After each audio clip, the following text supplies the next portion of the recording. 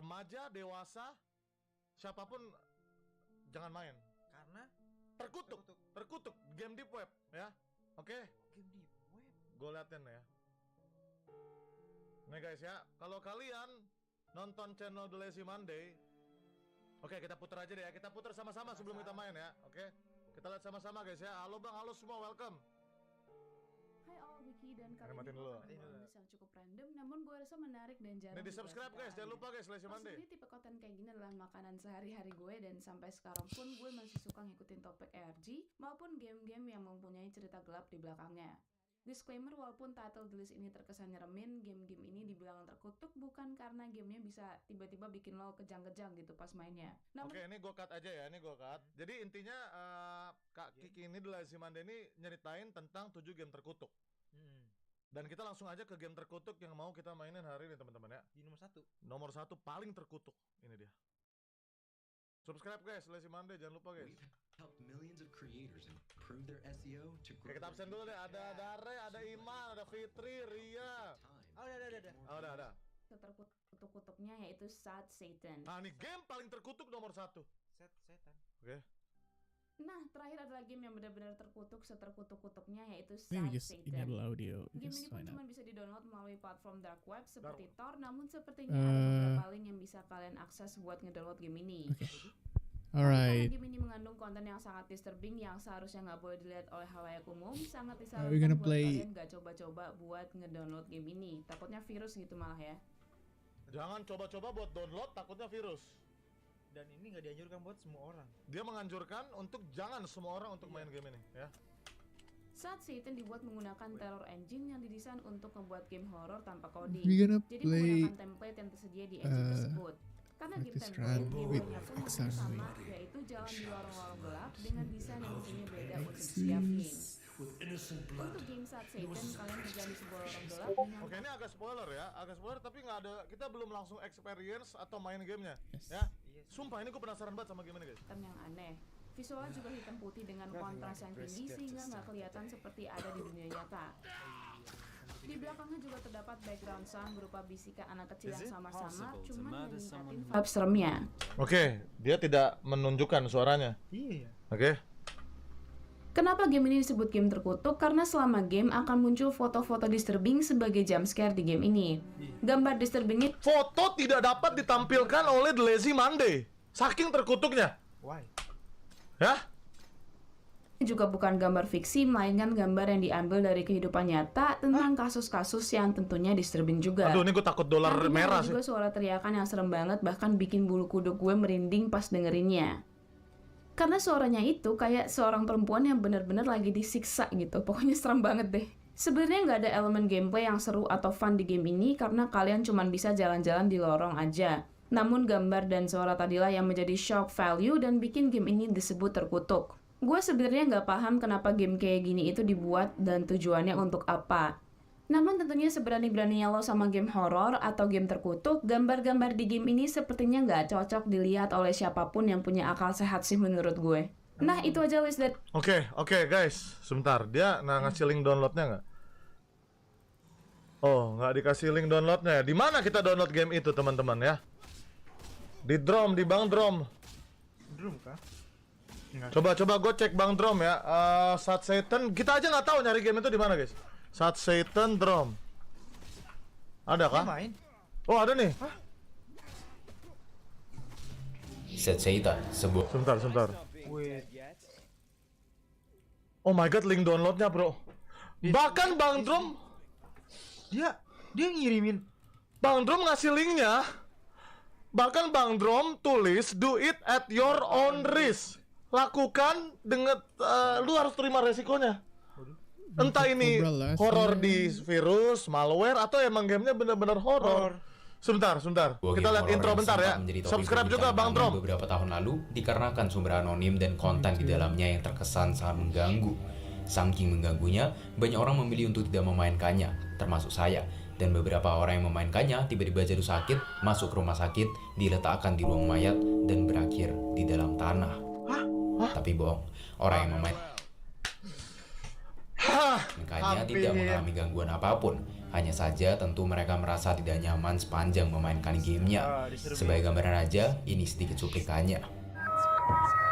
Wah, guys. Oke, kita udah dapat linknya dari Bang Drom.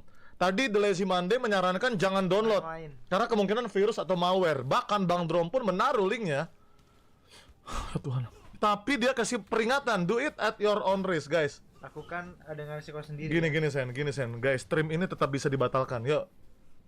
Ya, stream ini bisa tetap dibatalkan. Shall we do it? Still doing it or no?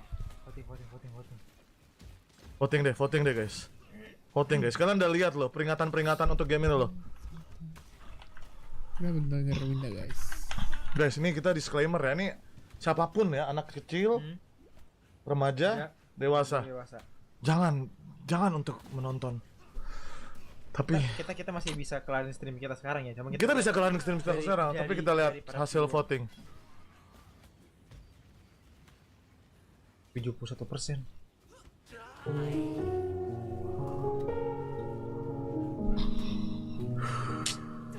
$13.000 suara masuk, 72%-nya dukung kita buat mainin dong. Nggak ada pilihan lain, men. Biarkanlah meninggal bersama. Gua nggak yakin sih, tapi Lu masih sayang Nat ya? masih. Lu pengen melakukan hal-hal yang Ya. luar biasa ke dia ya? Iya, kayak mungkin kasih dia bunga gitu-gitu. Tapi kan hidup cuma sekali ya. Ya udahlah, kita lakukan guys ya. Gua akan klik link dari Bang Drom ya. Ingat. Link download State Satan, do it at your own risk. Klik. 1, 2, 3. Bro, Wah, nggak bisa kah? Waduh, nggak bisa bro. Bocil PHP menyerang kah? Mungkin di Google ada. Mungkin di Google ada. Coba ya, gue cari di Google. Semoga bukan virus ya. Satan game download. Anjir, Android the hell man. Wah, masa pun ada. Wah ini gue takut bro, virus nih. Advance saya serius. Tar dulu, gue dihack lagi. Anjir, diblok sama Kominfo bro. Guys, Gak bohong, diblok sama Kominfo. berarti Kominfo juga tahu kalau Game ini terkutuk. Proceed, friends.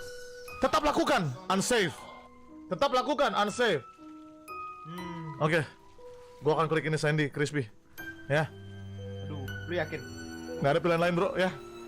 After we Let's go. take this so much, you go back. Wah, nggak bisa. Wah, Bisa bro. Nggak bisa. Ya. What? Nggak bisa guys. Go to the coast. Bocil PHP menyerang kah? Anjing, apaan nih bro? Take this. The hell bro.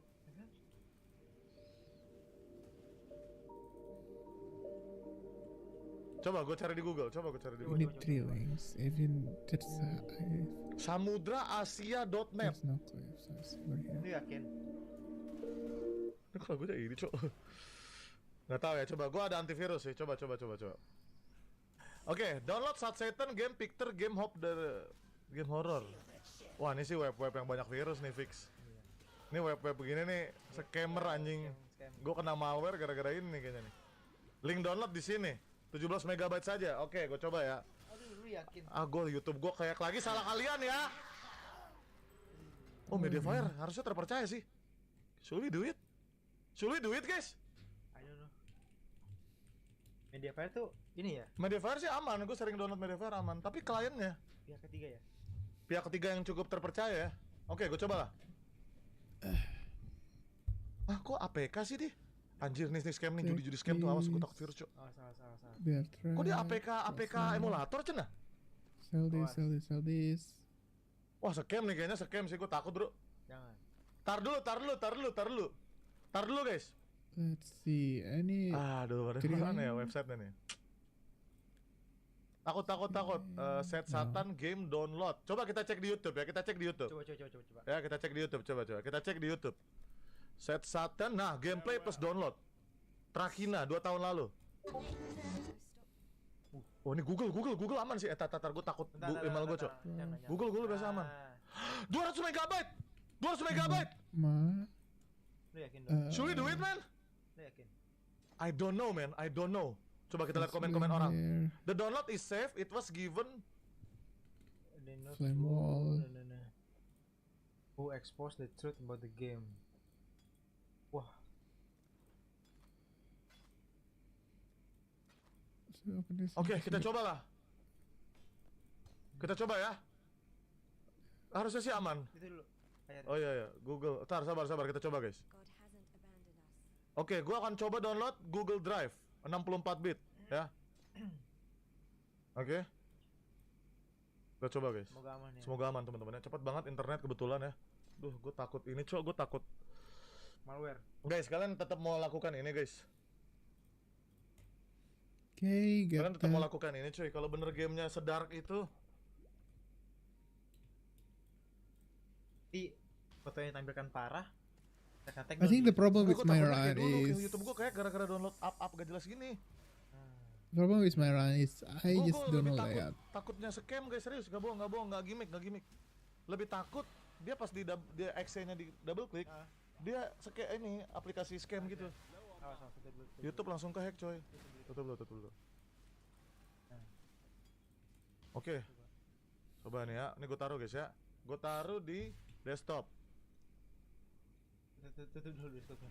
Ini Nah, dah, gue udah taruh di desktop, guys. Gue udah taruh di desktop. Ya. Gue taruh desktop, cuy. Bro, did you just hit 2 Padahal gini, kira-kira terpercaya that nggak nih? time?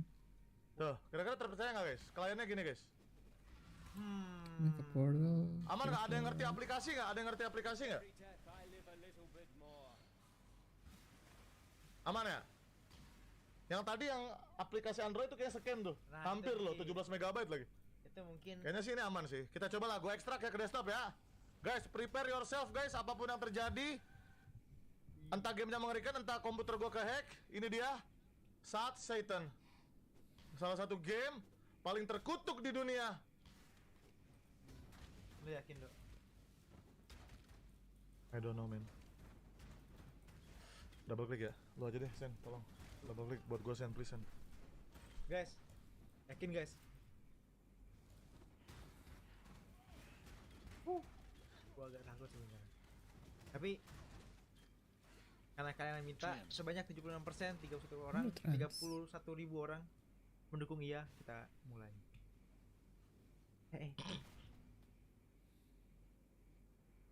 Oh bener nih game, ini aplikasi game.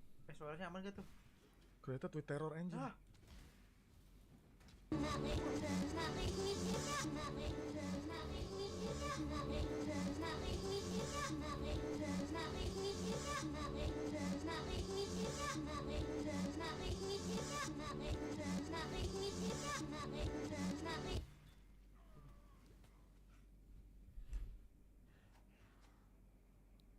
Lu yakin dong? Gak tau, gue gak yakin, Sen. Kayaknya gue nyesel deh. Ini demi konten doang, Cok. Bener, Cok, ini game, Sen. Suaranya udah aman belum? Parah, sebentar.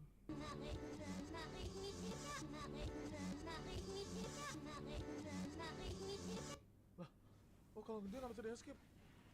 Wisdom. Gak bisa di escape, dia gak bisa di escape. Serius.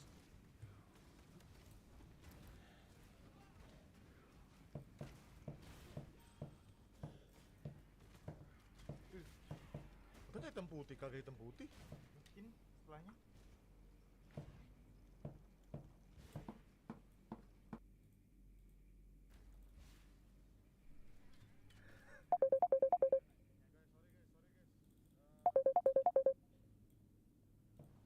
Mungkin kalian kecewa nggak dilanjutin, cuma ini daripada YouTube gua ke-ban, cu.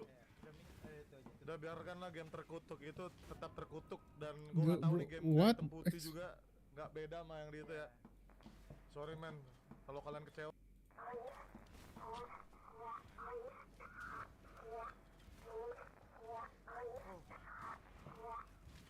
Oh, gua tahu. Itu lo aman itu berarti tadi. Tapi buntu. Iya.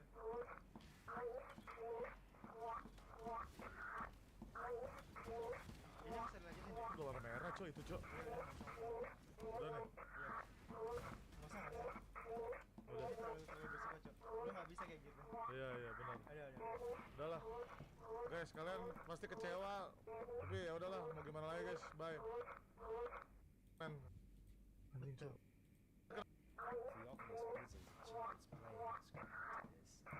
Kok nggak hitam putih guys? Kok mempertanyakan kenapa nggak hitam putih? Iya, beda ya. Oh anjing Cok. Oh nggak bisa bro, itu di YouTube bro. Wah. Wah, ini serem banget, Cok. Anjing Cok, what the fuck bro. Wah bro, YouTube gua ke-ban bro, bisa bro. Ya ulang lagi Cok, gua neken es krim Cok. Jangan sih kalau kata gua. Jangan ya? Jangan. Keselamatan YouTube lo.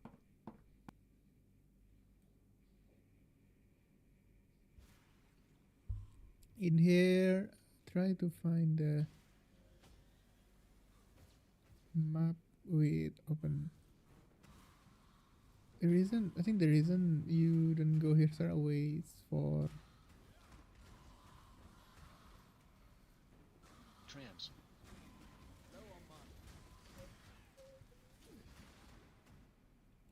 the reason we didn't go straight away so that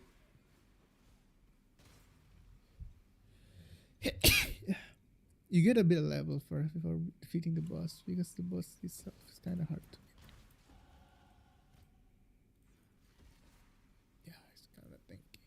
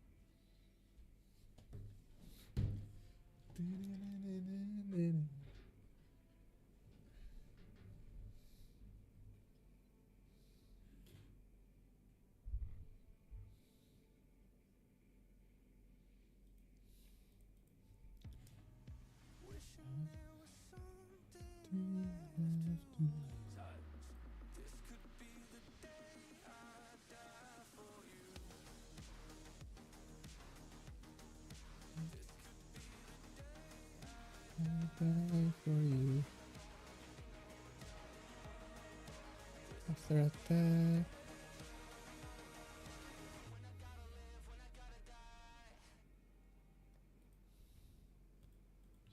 Dengar Shield musik charge. jadi makin asik. Cornetto Dish Coklat Hazelnut. Dish coklat lembut berpadu dengan es krim coklat dan hazelnut creamy. Topping almond dalam cone crunchy.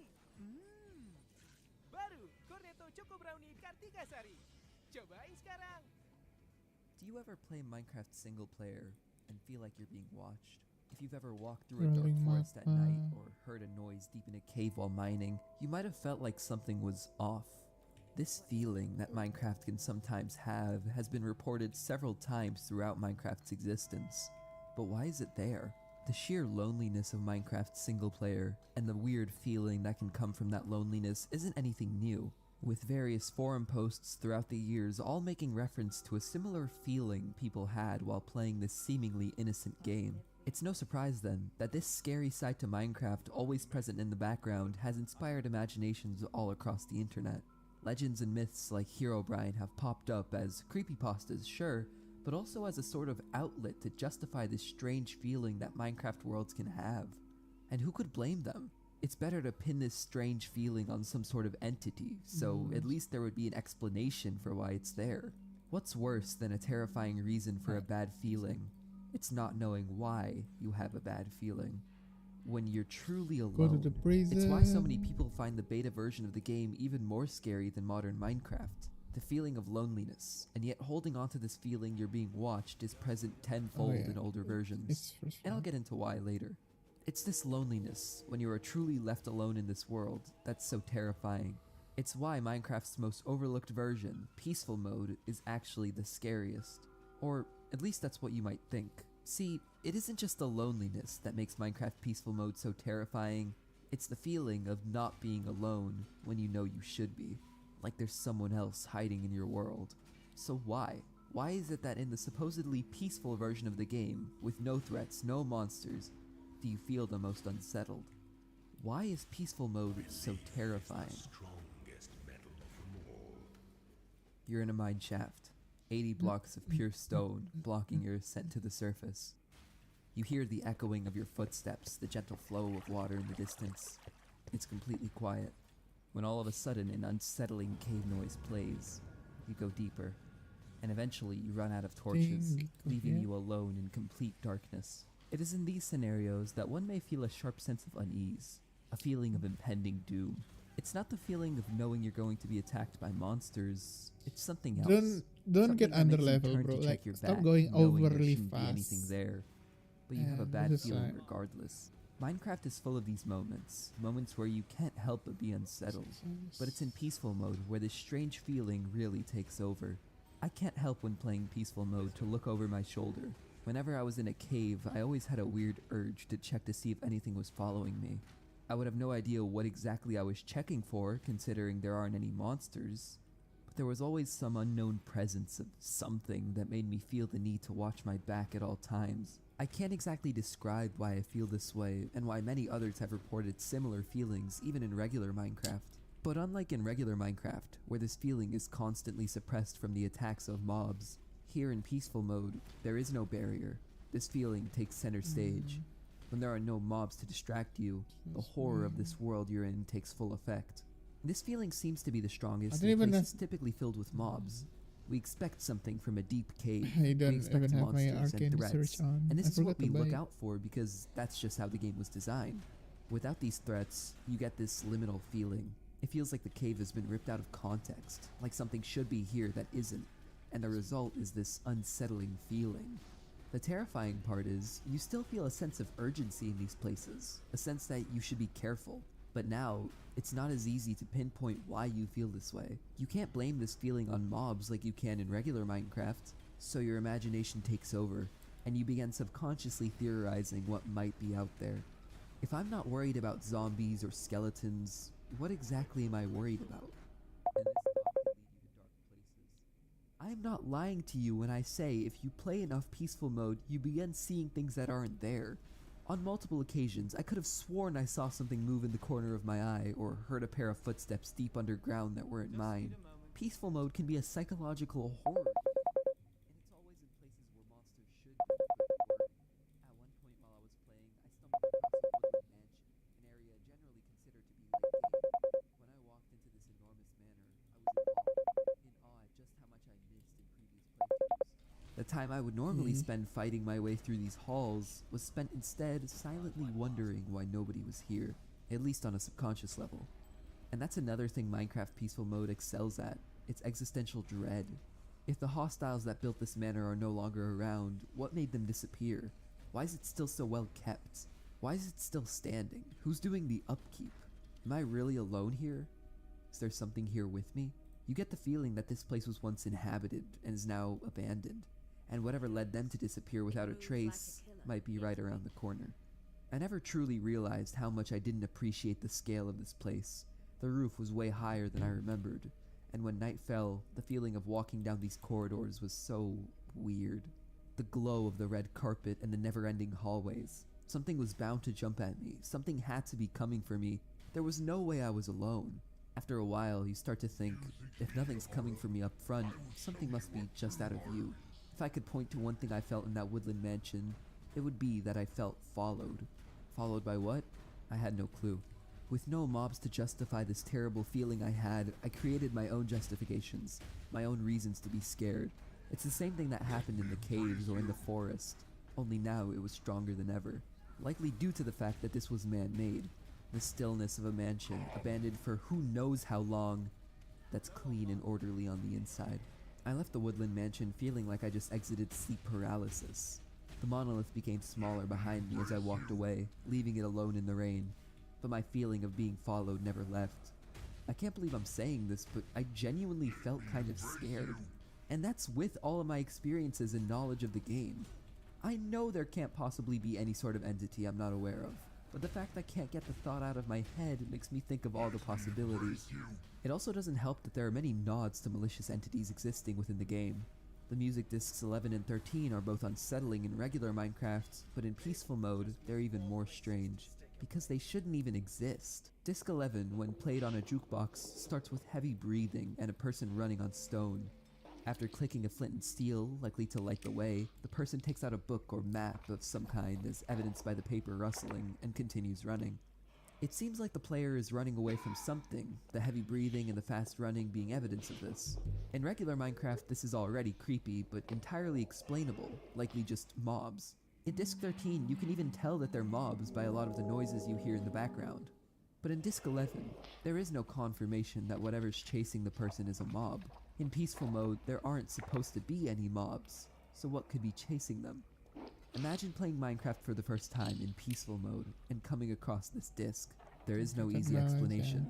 You begin to wonder, why would this thing stop at the player in the disc? What if whatever chased the person on the disc is still around? It's subtle hints like these that make peaceful mode even more dreadful. It's the same thing for the other dimensions. If the overworld feels like a creepy front for some unknown horror lurking just out of view, then the Nether is this concept done in a much more horrifying way. The Nether in peaceful mode has a lot of the same qualities as the overworld, only amplified. I felt like I truly never rested in the Nether on regular difficulties, with the piglins, the hoglins, and the fact I always had something to do. So the surroundings took a back seat, but in peaceful mode, it's different. There is literally no point in going to the Nether in peaceful mode, besides maybe getting netherite, and even that's trivial considering how generous peaceful is with health regen. So when you're in the Nether, you really are there to take it in, and when the perpetual threat of hostile mobs and all objectives vanish, what you're left with is an empty wasteland. It's in a situation like this where you notice the haunting ambience of the Nether. It's something mostly overlooked in regular Minecraft, because most players are off killing mobs or trying to find materials.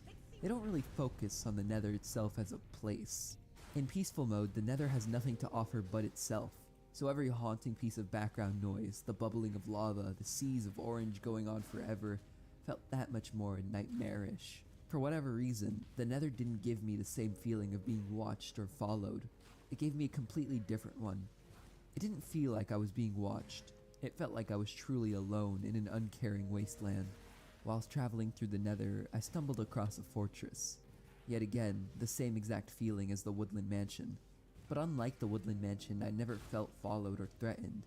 Here, I was supposed to face off against withered skeletons and blazes. Without them, it felt like a ghost remained in their place. The empty hallways and the balconies overlooking seas of lava that dissipate into a thick fog hiding who knows what. The Nether is a Bro, terrifying where is and the lonely way? place, and it took playing on Minecraft's easiest I'm so glad it difficulty doesn't to have- see that. With all this in mind, the haunted feeling of the overworld and the horrors of the Nether, imagine Narrator. knowing nothing about the game and doing the same things I did. It's no wonder Also, urban legends there's like no- Herobrine were so popular among the community back then. Just like my experience with peaceful mode, the horror of Herobrine came from the fact that he never actually did anything to you. Stories of players finding man-made tunnels in their single-player worlds that they did not build, finding bizarre and almost impossible terrain generation, seeing a strange figure just outside their view. And I think that's what made Minecraft creepypastas and horror stories back in the day so engaging. It was this collective sense in the Minecraft community that there was something just out of reach, something so terrifying that never made note of its existence explicitly, but the very fact its presence was in question was enough to make you mortified to touch the game. And the fact that even those who were unaware of Herobrine would also report this feeling of being watched proved it was a universal experience for most players of the game. It's why people genuinely used to believe Herobrine was real, not as a joke, but as a genuine phenomenon, myself included. I remember nights me and my friends would attempt to find Herobrine, usually getting too scared and leaving. And it's all because his legend played into the one thing Minecraft's horror has always been about. A subtle thing you sense in the background, something you feel is so utterly terrifying and yet so out of reach. The feeling that you're not alone. This is all fine in regular Minecraft single player, filled with mobs to distract you from the terrifying backdrop to this otherwise tranquil game. But in peaceful mode there are no mobs. This backdrop of terror no longer becomes a backdrop. Instead, it's the main attraction. The thing you're forced to focus on because there is nothing to distract you from it. The reason I think this strange feeling isn't felt as much in regular Minecraft, and mostly in peaceful mode, has to do with our psychology. Because our minds are naturally trained to be afraid of peaceful mode. Okay, maybe not just peaceful mode, but let me explain. We don't like being scared.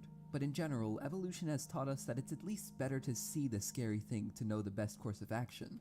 Fight or flight, how best to get away, what it looks like. I know I've talked about this before, but I think it applies here too.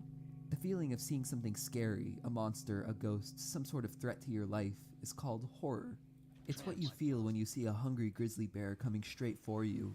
It's the type of fear many horror games use. In fact, the entire genre is named after it. But the other type of fear, the type often overlooked in popular horror media, is terror. Terror is not the direct threat, it's the anticipation of the threat. It's the feeling of being stuck in a forest knowing a hungry grizzly bear is somewhere around here, but not knowing where. Terror is the anticipation, the feeling that you're being watched, the knowledge that something is following you and could pop out at any moment. Experiences of terror often lead to experiences of horror. This is why we can sometimes find comfort in horror. A comfort in the fact that at least the terror is over. At least the anticipation is done with. We can finally be at peace. But peaceful mode doesn't let you feel at peace. It's not knowing something is watching you. It's knowing logically something shouldn't be watching you, but being weirdly doubtful of this fact. I mentioned the distinction between terror and horror in my video on liminal spaces. And wouldn't you know it, one of the most widely talked about liminal games is Minecraft. I could say a lot of what I think about liminal spaces about peaceful mode, and it would apply perfectly because peaceful mode is so good at creating this strange but creepy altered reality feeling. The point is, peaceful mode hijacks our brain in a way that makes it so we must fear the pure terror the entire thing is built on. And as long as we play, we can never stop feeling this fear. So why doesn't this terror apply to regular Minecraft? Sure, some of it can be felt in regular Minecraft in the background, but it's not even close to how I feel in peaceful mode. Well, I think it comes down to this. In regular Minecraft, it's really hard to be alone, to truly walk through the world with no distractions. There is no terror in regular Minecraft because every moment of terror is replaced with cheap horror, mostly in the form of mobs. Like I said earlier, in peaceful mode, I had no idea why I was checking my back in caves, and my imagination would go wild with what could be the reason. In regular Minecraft, I checked my back to see if there were any creepers or skeletons. In woodland mansions, I would never feel uncomfortable because of the dread of these hallways. I was on edge because I might be killed by a pillager while trying to get the loot I wanted. Every unknown that your mind replaces with something terrifying is just a skeleton, just a zombie, just a blaze. It's a constant distraction that stops you from finding a truly terrifying game. But even when you are equipped with enough to deal with the common mobs and they no longer become an issue, regular Minecraft still isn't as scary because by now you've gotten so used to your surroundings. You've molded the world to your liking, you can literally fly. So early game Minecraft isn't scary because mobs distract you from the dreadful atmosphere, and late game isn't scary even when the mobs are no longer an issue because you've become too familiar with your world. And it's this that stops regular Minecraft from being truly terrifying. I don't hate regular Minecraft. In fact, I'd play it over peaceful mode any day for pure enjoyment's sake. But the fact that this barrier to how dreadful and terrifying Minecraft can be is able to be lifted by simply changing the difficulty setting seems like something that was almost intentional based on how well it works. And I wouldn't be surprised if peaceful mode was created as a way to make Minecraft more scary. It seems too perfect. All of these things that would be scary but make sense in regular Minecraft, but would be horrifying without mobs. Like discs 11 and 13, or the well-kept interior of the woodland mansions. Who knows if these things were actually the intentions of the developers, but what I do know is that they make peaceful mode scarier than some actual horror games. But of course, we've only talked about the modern version of Minecraft, but I don't just want to look at the current version. I also want to look at the older versions of Minecraft because in a lot of ways they're even scarier than the current version. Thousands of pages of forum posts discuss it. It's been the topic of several videos. It's the version of the game many Minecraft ARGs are set in. The old beta and alpha versions of the game are a breeding ground for the creepy, the eerie, and the downright unsettling. The most widely talked about consideration for why this is the case is the atmosphere of the older versions. The old atmosphere makes me feel so strange. The fog, much closer and thicker than in modern Minecraft. The old terrain generation, creating environments that would seem impossible by today's standards. And those caves. Those winding, dark, narrow caves. Always illuminated by torches that never seem to go far enough. It's no secret that the alpha and beta versions of the game can be terrifying. And just like with regular Minecraft, playing on peaceful mode amplifies this terror. It allows you to truly take in what made the beta version so deeply unsettling for so many people. This feeling I had of being watched was enhanced tenfold. The short render distance and thick fog many veteran players had to play with is the definition of terror. It constantly makes you question just what could be outside in the places you can't see. It also helped that I just don't know beta Minecraft as well as the modern version. It felt more like a completely new experience rather than the same game viewed from a different lens.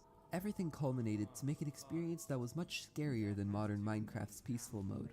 It also doesn't help that several ARGs, or altered reality games, both old and new, depict alpha and beta versions of the game, likely because it was just generally scarier. The best Minecraft ARGs, in my opinion at least, are the simple ones, the types that tap into why this earlier version was so scary. Herobrine is a good example as a sort of semi-ARG, but I think the best Minecraft ARG by far is one that only has one episode. It's one that is 14 minutes long, was made 14 years ago, and is still the single scariest piece of Minecraft media I have ever seen. And it scares me to my very core on concept alone. This ARG is terrifying. Actually, ARG is a bit of a misnomer, because this video is actually 100% real. It's a video with a 9-word title, 9 words that give me chills. It's called Very Strange House in Minecraft I Did Not Build. There are no entities or any actual scary elements. It's simply a story of a player that stumbled across a base they did not build and exploring it. It's stories like this and Herobrine's that I feel really capture what many beta Minecraft players were thinking. Playing beta itself, I would always feel like I was about to come across something strange. That there's no way this world isn't haunted, there's no way this was normal, there's no way I'm alone. And both The Strange House and Herobrine address that underlying fear of beta Minecraft, even without peaceful mode. But with peaceful mode, it's that much more apparent. Also, just to address something I said earlier, yes, the creator of the original video actually found a house he did not build. It wasn't fake. It was actually part of an old chunk glitch, where very rarely, chunks from other worlds would be present in new worlds. But just imagine hearing about Herobrine and stumbling across something like that.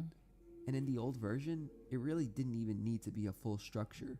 Any weird terrain generation, like unnatural looking 1x1 holes, contributed to this feeling of intentionality, like something is letting you know it's watching. During the nights in beta, instead of being scared of the mobs, I was genuinely unsettled by the atmosphere, to the point where I weirdly didn't feel safe until my house was fully constructed and had windows. Even though there were no mobs, the caving experience was similarly distressing. Like the modern version, I was constantly looking over my shoulder, but this time it felt like I really wasn't meant to see this, both because there were no mobs, and because I was playing on a 13-year-old version of the game. Playing a forgotten version, alone on peaceful mode, is one of those experiences that's hard to communicate with words. Instead, screenshots like this really do it justice. If you're like me, you've probably stumbled across several of these old liminal Minecraft screenshots, able to pull off nostalgia and eeriness perfectly. And I was always under the impression that the act of making these took some time. Making the perfect nostalgic house, editing the photos just right, finding uncanny looking terrain. But while playing Beta on Peaceful, during the day, and especially at night during the rain, I realized these liminal spaces are everywhere. You can't escape them. It's not some editing trick, there's no heavy altering involved. This is just what old Minecraft looked like, and it's probably why so many people found the game so scary. Because those old versions built on what we know Minecraft as today. You don't have to do much editing to make Minecraft look like a horror game. And I think to a certain extent, it is. The underlying thing that makes Minecraft so scary is a feeling. Whether you want to call it a feeling of being watched or being followed, it doesn't matter. It seems, in a game as personal as Minecraft, where everyone's experience is different, the one underlying factor that connects everyone is this feeling. And it's why people still find this tranquil game scary to this day. It's why Minecraft's horror is so widely recognized. It's why there are so many mods that seek to make the game even more unsettling. It's why peaceful mode is so terrifying. The things around you follow you. They watch you. You can't prove they're there, but in a strange way you just know. This is the feeling of peaceful mode. The feeling of seeing something in the corner of your eye. The terror you feel inside the hallways of a pristine mansion in a world without people. The paranoia you feel checking your surroundings in a dark cave knowing it should be impossible for something to be there. It should be. The culmination is an overlooked difficulty setting, the easiest difficulty setting, and whether this strange terror of Minecraft peaceful mode was actually intentional or not may never be answered. All I can answer for you now is why. Why Minecraft feels scary, why the older versions are terrifying, why it feels like you're being watched, and why the supposedly most peaceful way to play Minecraft is actually the scariest.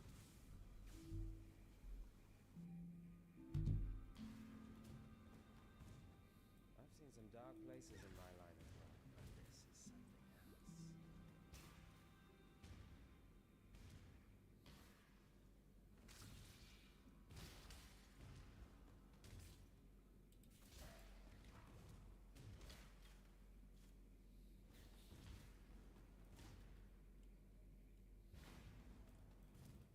This technology gives us access to the animal world. This is like Avatar. This is nothing like Avatar.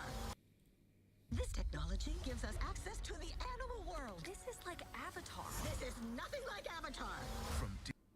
Minum deh, Chocolatos Matcha Latte. Chocolatos, mamma mia lazzatos.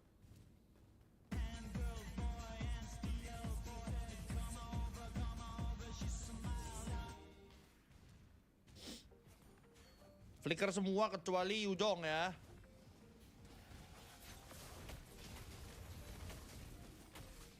Tuh. Aman nih. Bantai-bantai, Pre. Ayo, Pre. Apa lu, Grok? Alright sih gue, guys.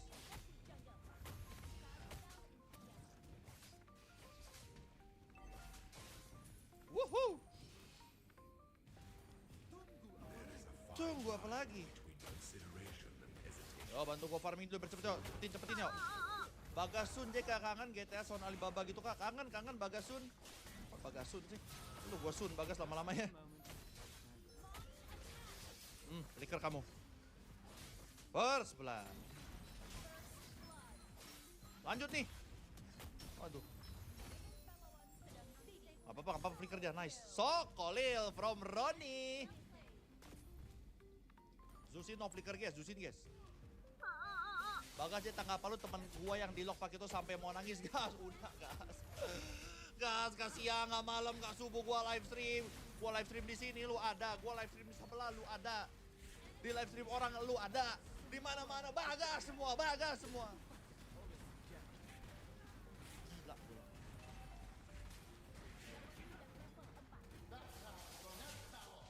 Untuk kekaisaran dan order. 4 tuh dia.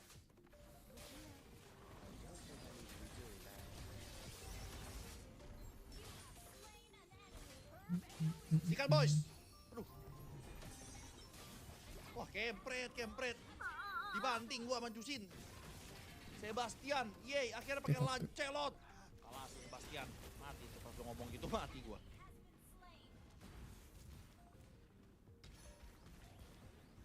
Kasian komen yang di live gak pernah dibaca cuma donate doang. Kalau ada info, lu bisa nambah mata jadi 5. Infoin gua dah. Mana apa? Kalau bisa gua baca semua dah lu. Juragan JTHR mending Frostfire apa Ice Glow Job dengan nada Pakito. Nada Pakito sih. Mendingan Frostfire dong. THR dapat banyak dong. Beli yang mahal dong Frostfire ya. Cooler anak curah ya. Woi, sabar. Cakep banget gua dapet, Cok. Pelan-pelan, yes. Skip. Nice, bro.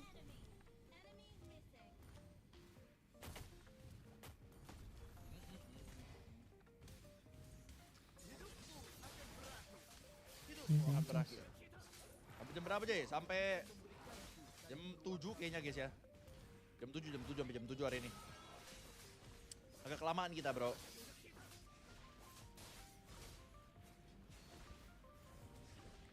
Ryuen mau main Ryuen. Apa Ryuen ya? Masih mengantri Ryuen.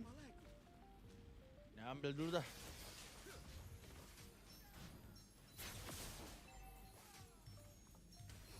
Nah, center gua. Sabar, pelan-pelan guys. Sampai jam 7 kalau enggak jam 7 LS ya. Jadi doainnya gitu banget ya. Cicit dari nenek Bagas ya, tanggapan lu temen gue di Lok Paketo sampai mau nangis. Cicit dari nenek Bagas. Bagas punya nenek, punya cicit. Jauh banget dia itu. Dia orang sebelum Masehi apa gimana itu? Bodoh amat lah cicit dari nenek Bagas, gimana sih? Bagas Sun, cicit itu nggak bakat GTA, nggak pernah menang, kasihan. Beda itu zaman dulu, sekarang bakat gue. Main GTA ntar, gue main GTA 6 ntar dah.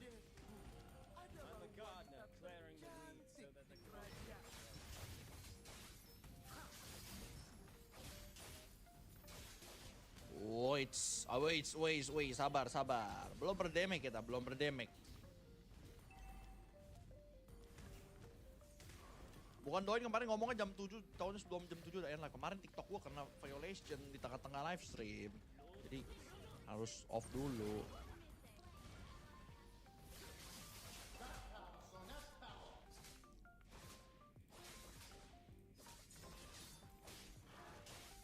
Turudung. Yo, turtel. Tekan so. Ya, di skill 1 dong.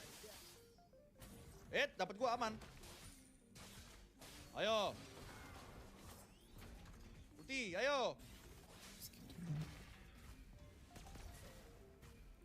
Sikat boy. Aduh, nice.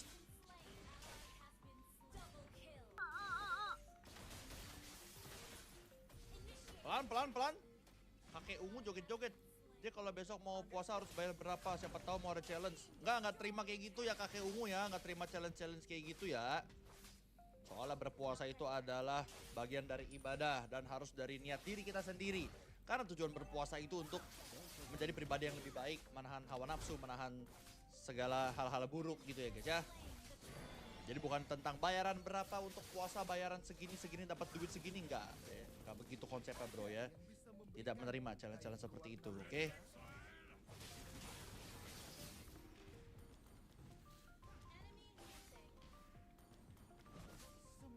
Tunggu nih.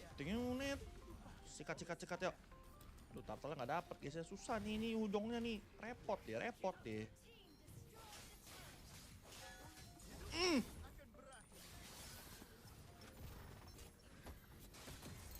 Nggak ada damage, sabar. Ada YP. Ini dulu, satu-satu. Leomord, satu-satu guys. Nice, Om Roni.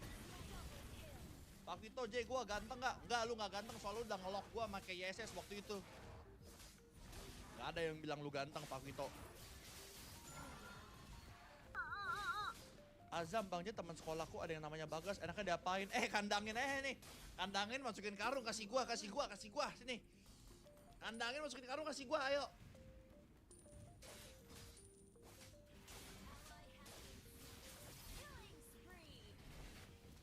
Ikut main mas, sabar mas ya. Teman gua nih jago-jago nih. Gak dikasih main, gua lagi farming gua.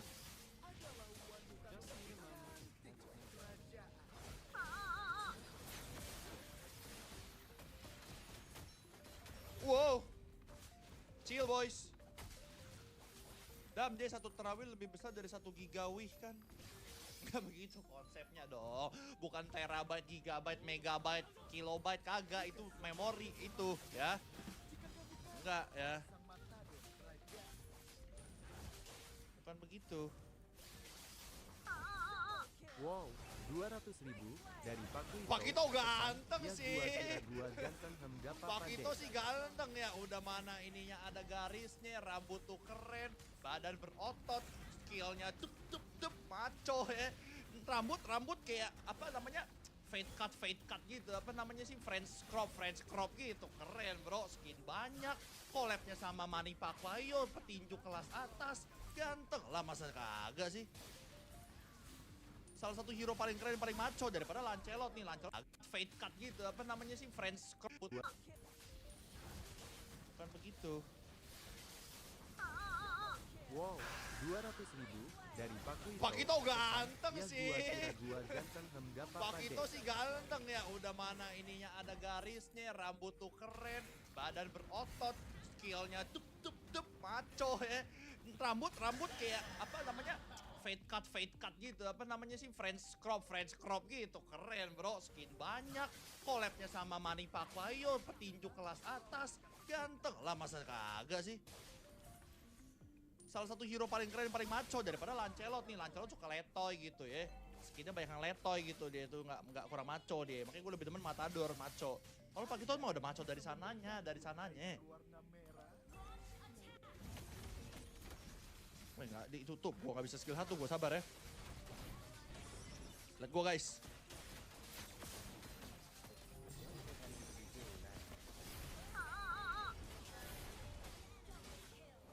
Look at me brother. Nice bro. Bos pertanyaan apa tanggapan lu ketika user Paku mau join party? Boleh. Asalkan lu ngelok isusin juga ya nanti ya. Terima kasih bos Pertalite.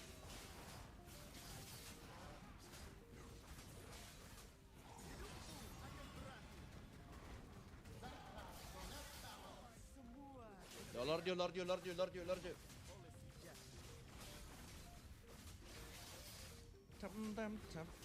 Aduh, kena banting kita.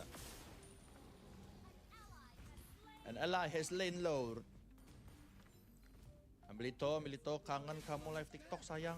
Gara-gara kamu Om Roni. Jangan tanya alasan kenapa nih, gara-gara kemarin Om Roni donate. Sayang buka celana donate berapa? Gue baca, kena gue.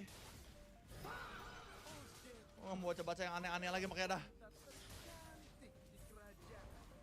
Untung ini bulan suci, bulan Ramadan, saya memaafkan kamu Om Roni ya. 1 minggu kita dibungkam di TikTok guys ya. Sepek kasih dari belakang cok.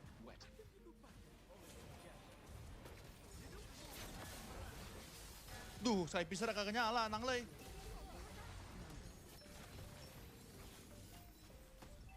Wah, nggak nyala Aliran Skype terakhir Skype deh. tapi Granger no flicker sih. Kita harus ke atas sama Lah OTW nih. Lah kagak balik orangnya, kocak nih, jusin. Iya. Waduh. Wow, 200.000 dari Pakito. Pesan, oh gua kira gua gak ganteng tapi ganteng gak adek gua si Bagas. Oh, gua kira gua gak ganteng tapi ganteng gak adek gua si Bagas. Pakito kalau elunya sih ganteng nih, ganteng banget. Kalau lu ganteng banget guys. Siapa yang paling ganteng hari ini guys? Pakito guys ya. Soalnya lu badan lu maco, skill lu aja udah jab strike uppercut, rambut lu udah French crop, udah ada garis gininya set gitu. Udah keren banget hero lu. Tapi kalau untuk adek lu si Bagas, enggak. Mau sampai kapanpun Bagas nggak pernah yang namanya bisa menjadi ganteng. Nggak ada. Kalau untuk Bagasnya enggak, untuk elunya iye. Ternyata lu kakaknya Bagas ya. Ya gue pikir-pikir lagi deh.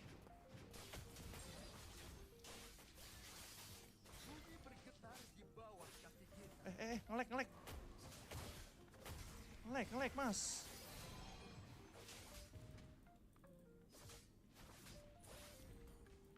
$9.500 kita ya. Gregor no flicker nih, gas yuk.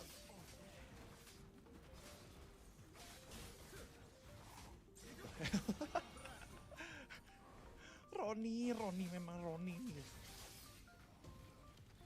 Roni gendeng emang Roni gendeng namanya. Gila kamu Roni. Granger nih, pasti di atas nih, pasti defend ya. Nah, lihat gua cok. Pasti naik dia. Kalau nggak naik, hancur dong nih base. Turret atasnya bro. Kocak nggak naik dia guys ya. Ini jangan di clear nih, gerobak yang ini nih, buat stuck gue nih. Nice, satu balik. Gas yo, yang ada yo, yang balik biarin. Yang ada kita kejar dari belakang. Kita sandwich.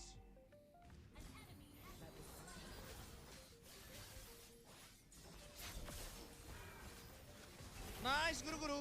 Stun bro.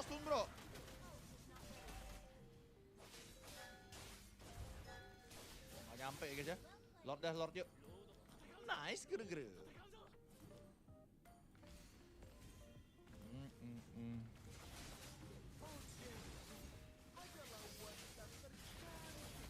Lord.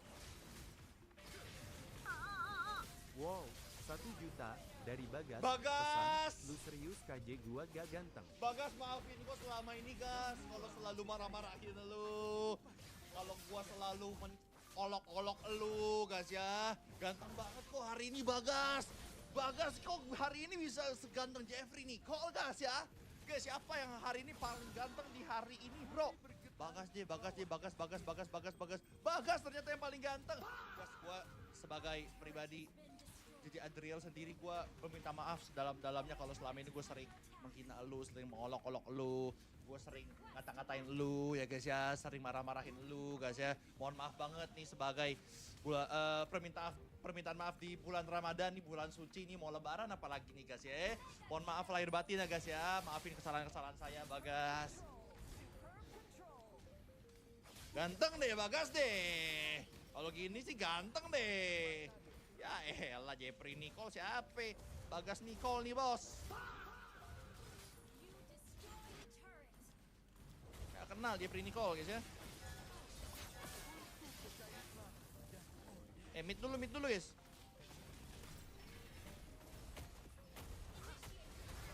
Man, this layout map is so Bagas stupid. bertobat namanya, Bagas bertobat ini.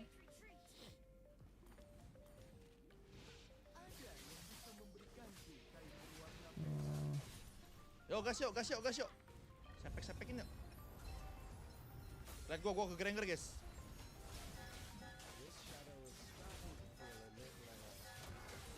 Ke Granger tapi nggak mati, kocak dia. Tolong guys. Ya lu mau ngapain lu?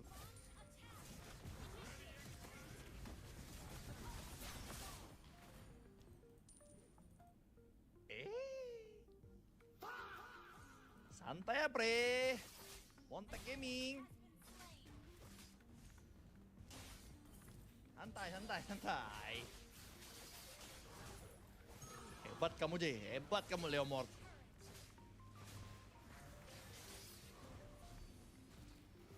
Slow-nya lagi udah ganti winternya ya. Untung nggak mati gua, nggak kebeli winter.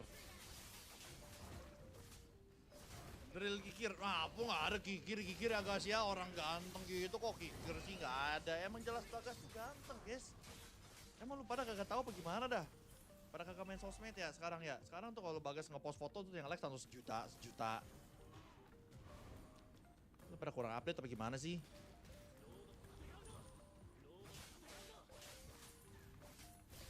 Stop tekan so. Pitra aja komen album, boleh Pitra abis ini ya. Pelan-pelan Om Roni. Maaf bro, aku pemain mid. Aman aja engkong Bagas. Namanya lagi engkong Bagas, gara-gara nama lo pakai engkong Bagas nih. Kena kutukannya lo.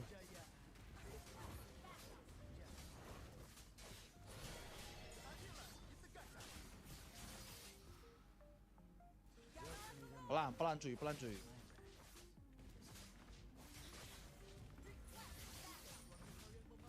Yuk. Udah jadi BOD lagi nih, yuk. Lortin guys. Wih, naga, Leo. Sabar, Leo. Orang dulu nggak sih? Orang dulu, guys. Oh, nice zoning. Nice zoning, brother. Maju, brother. Siapapun, brother.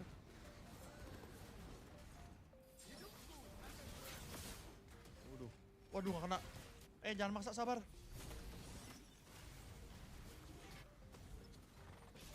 Om Roni. Yuzong.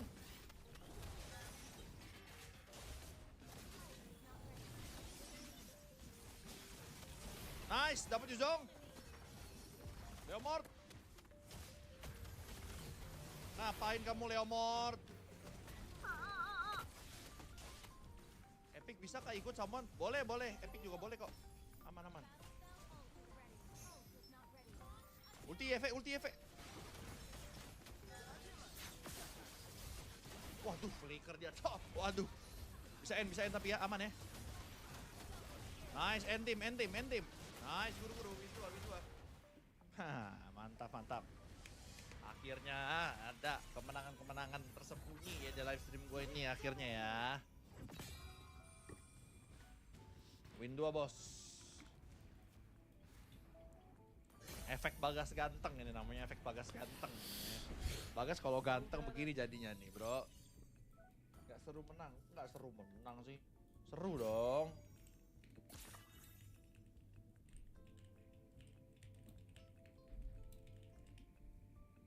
Terteteng.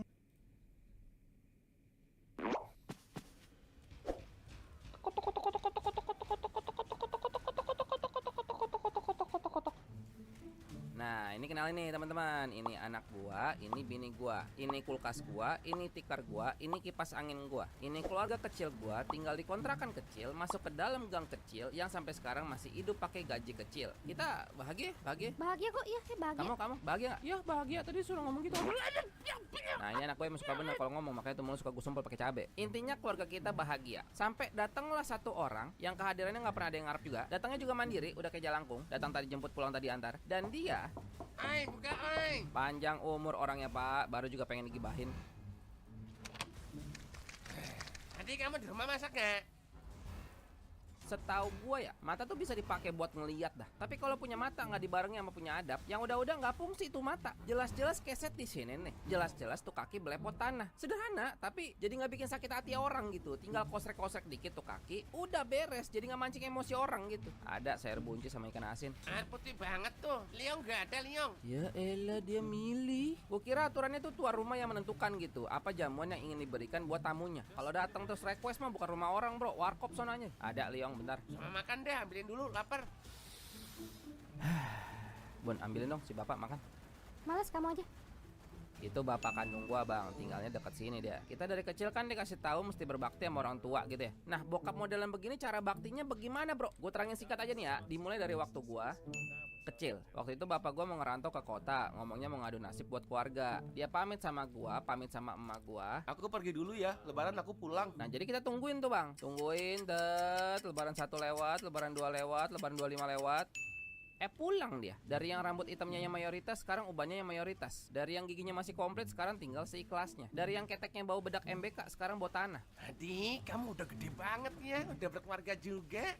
Bapak siapa ya? Karena dari gue masih kecil, itu boro-boro pulang, boro-boro ngasih duit, ngasih kabar juga kagak, Bang. Itu dia mama gue udah bukan jatuh talak lagi, jatuhnya jahat total. Kamu lupanya, dulu kamu masih kecil sih. Ini kenalin nih, adik kamu nih, namanya Sri. Udah punya anak lagi, nikahnya sama siapa, Bapak? Ini the real abang ketemu gede ini, bukan abang-abangan monyet. Literally abang ketemu gede. Ini gue kagak tahu dah. Ini gue mesti seneng atau kesel apa? Soalnya kayak ya udah sih, gue udah gede juga. Lu udah gak ngurusin gue dari kecil juga kan? Tujuannya apa nih datang ke gue pas gue udah gede begini? Dia masih SMA, cuman lagi terancam putus sekolah nih. Soalnya buat biayanya lagi nggak ada. Bang, abang mau beli bapak nggak, Bang? Saya jual cepet nih. Lah ngapa dijual itu, Mas? Udah nggak butuh, Bang. Soalnya udah gede saya. Oh, terus itu minusnya apa aja? Waduh, mau bicara minus mah. Waduh, kalau saya bisa dapat 1000 perak buat nyebutin nyebutin satu minusnya dia bang. Saya udah jadi sultan, bini saya udah 5 bang.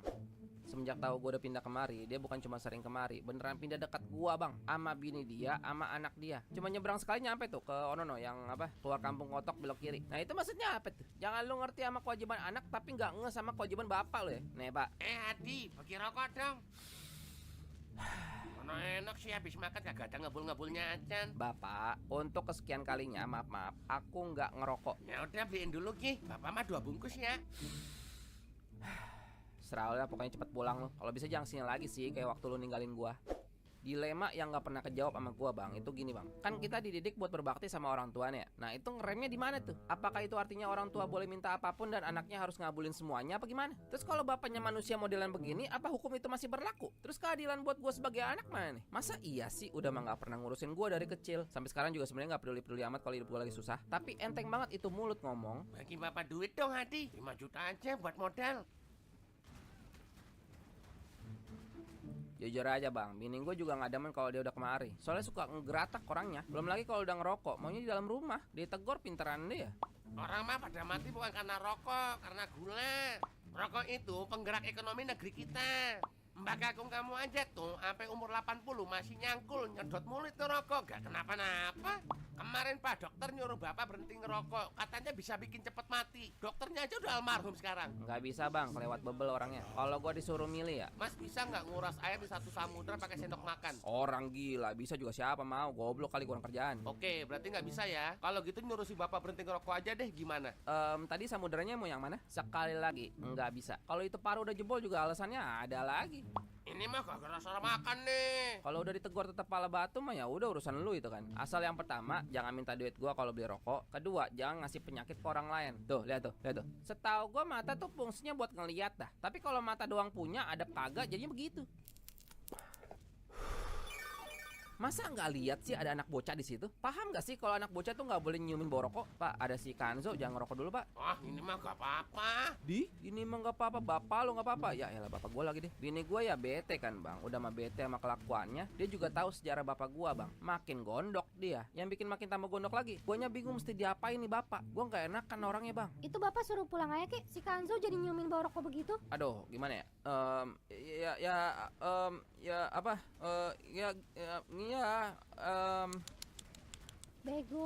Bego. Tuh kan ngambek, gue jadi serba salah kan. Lu juga cewek request doang sih, nggak ngerasain jadi gua lu. Kanzo, ikut ayah ke depan yuk ke warung. Maksud gua mending gua bawa anak gua bang, daripada di mari kena polusi. Udah sini bapak aja, mau beli apa? Bapak aja Kanzo. Beli mie goreng aja pak, beli 3. Yuk Kanzo ikut yuk. Pak, dia jangan jajan ya. Tadi pagi udah es krim soalnya. Enak es krimnya? Iya enak. Bego. Setahu gua ya, kuping tuh bisa dipakai buat ngedenger dah. Tapi balik lagi, kalau nggak dibarengi sama punya adab, bisa conge bang. Ceritanya kan gua sama bini gua udah punya peraturan nih. Anak tuh jajannya ada batasnya. Kalau mau es krim sehari mah 1 aja. Tapi emang bapak satu ini hidupnya nggak pakai aturan bang. Sama kayak waktu dulu gua kecil dia ninggalin gua. Nih mie gorengnya. Oke. Terus kembaliannya mana? Ya ini jajan si Kanzo. Lah kan tadi duitnya gocap. Apaan sih? Gak baik gitu-gituan sama orang tua. Ya udah. Bego.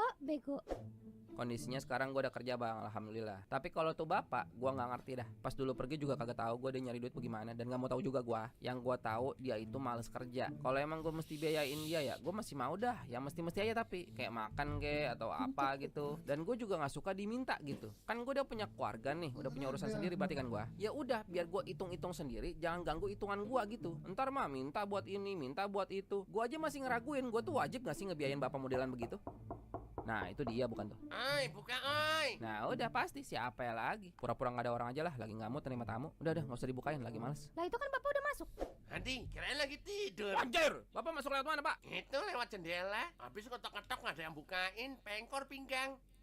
Bakat maling nih orang. Bagi bapak duit dong Hadi, 5 juta aja buat modal. Buset dah, itu angka nggak mau dikira-kira itu. Buat dagang bubur kacang hijau. Bapak kan biar punya penghasilan juga. Di sini letak gue bingungnya bang. Setahu gue ya, agama pasti bakal bilang bapak lu no minta kasih sono. Bagaimanapun dia bapak kandung lu tuh. Tapi kalau gue pakai rasionalitas, ini bapak nggak beres. Bener dipakai nggak buat modal dagang? Itu 5 juta juga bukan duit kecil lagi. Terus apa alasan gue mesti kasih dia coba? Pas gue butuh dia nggak ada dulu. Makanya lo yang orang tuanya bener ya, bersyukur lo, jangan sia-siain tuh. Banyak orang di luar sana yang punya orang tua kelakuannya suka bikin kita nyebut mulu. Emang Bapak bisa Pak dagang begitu? Ya bisa, Bapak hidup duluan daripada kamu tahu. Tapi benar itu buat dagang bubur kacang hijau. Benar, buat dagang bubur kacang hijau. Itu buat judol. Mak, kemarin kan si Bapak datang ya, Mak. Terus dia minta modal dagang 5 juta. Apaan? Dia minta modal dagang 5 juta. Bentar, gua kagak salah denger nih. Iya, Mak, beneran kemarin datang. Terus lo kasih nggak? Ya, aku kan mikirnya dia mau dagang tuh. Jadi seenggaknya kan bisa ngurangi minta duit gitu ke akunya. Jadi, lo kasih? Ya, aku kasih. Ah elah, Hadi. Bego. Lu kayak baru kenal dia dah. Gak bakal buat modal iris kuping gua nih. Itu buat judol. Seriusan, Mak? Dia mah. Laki lu bego ya? Iya, bego emang bego. Tapi kan dia udah punya anak di sono kan, Mak. Maksudnya dia mau ngebiayain kali. Kemarin aja kan pernah minta aku buat SPP anak dia. Apaan? Minta buat apaan? Minta buat SPP anak dia. Wait, sorry, udah paham, Bos. Lu ngapa jadi ikut ngurusin anak dia? Ya, tahu ya, kan dipintain. Ngapa lo jadi kemakan hoax begitu dah? Mana mungkin dia ngebiayain anak yang sono. Lu aja gak dibiayain, gua semua. Terima kasih lo sama gua. Tuh kan, salah lagi gua. Mau gua paksain peduli sama bapak kandung gua. Kayaknya dunia tuh lebih setuju gua nggak peduli, Bang. Tapi emang yang emak gua bilang tuh benar semua sih. Dengar nih ya, jangan lo keluar lagi duit buat dia. Dengar gak? Nanti bagi dulu gope. Nah ini bagaimana nih, Mak? Jawabnya, Mak. Bilang aja nggak ada, susah amat. Pak, lagi nggak ada, Pak. Masa nggak ada, kan habis gajian. Padahal nggak ada yang ngasih tahu dia loh, Mak. Dia tahu dari mana gitu, tanggal berapa aku gajian. Lu nggak usah sibuk-sibuk nyari alasan. Udah nggak ada yang nggak ada. Nggak usah repot-repot. Buat bulan ini kurang, Pak. Aku lagi ada cicilan pancin nih. Lu nggak ada kewajiban ngejelasin kenapa lu lagi nggak ada. Udah sono bilang nggak ada gitu. Ya emang lagi nggak ada, Pak.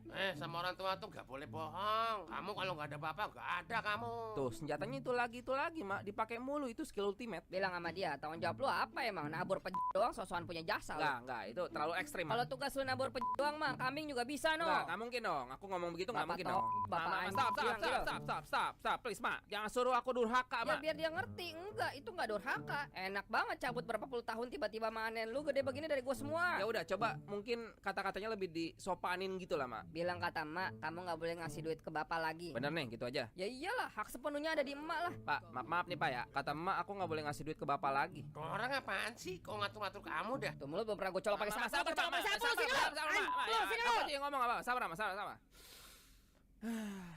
Emang buat apaan, Pak? Loh ngapain nanya-nanya? Kasih mah kasih aja, orang tua ini. Sumpah kepala gue bolongin sini lu. Sabar, Pak. Ya tenang. Buat sekolah adik kamu, itu Sri ada yang belum lunas.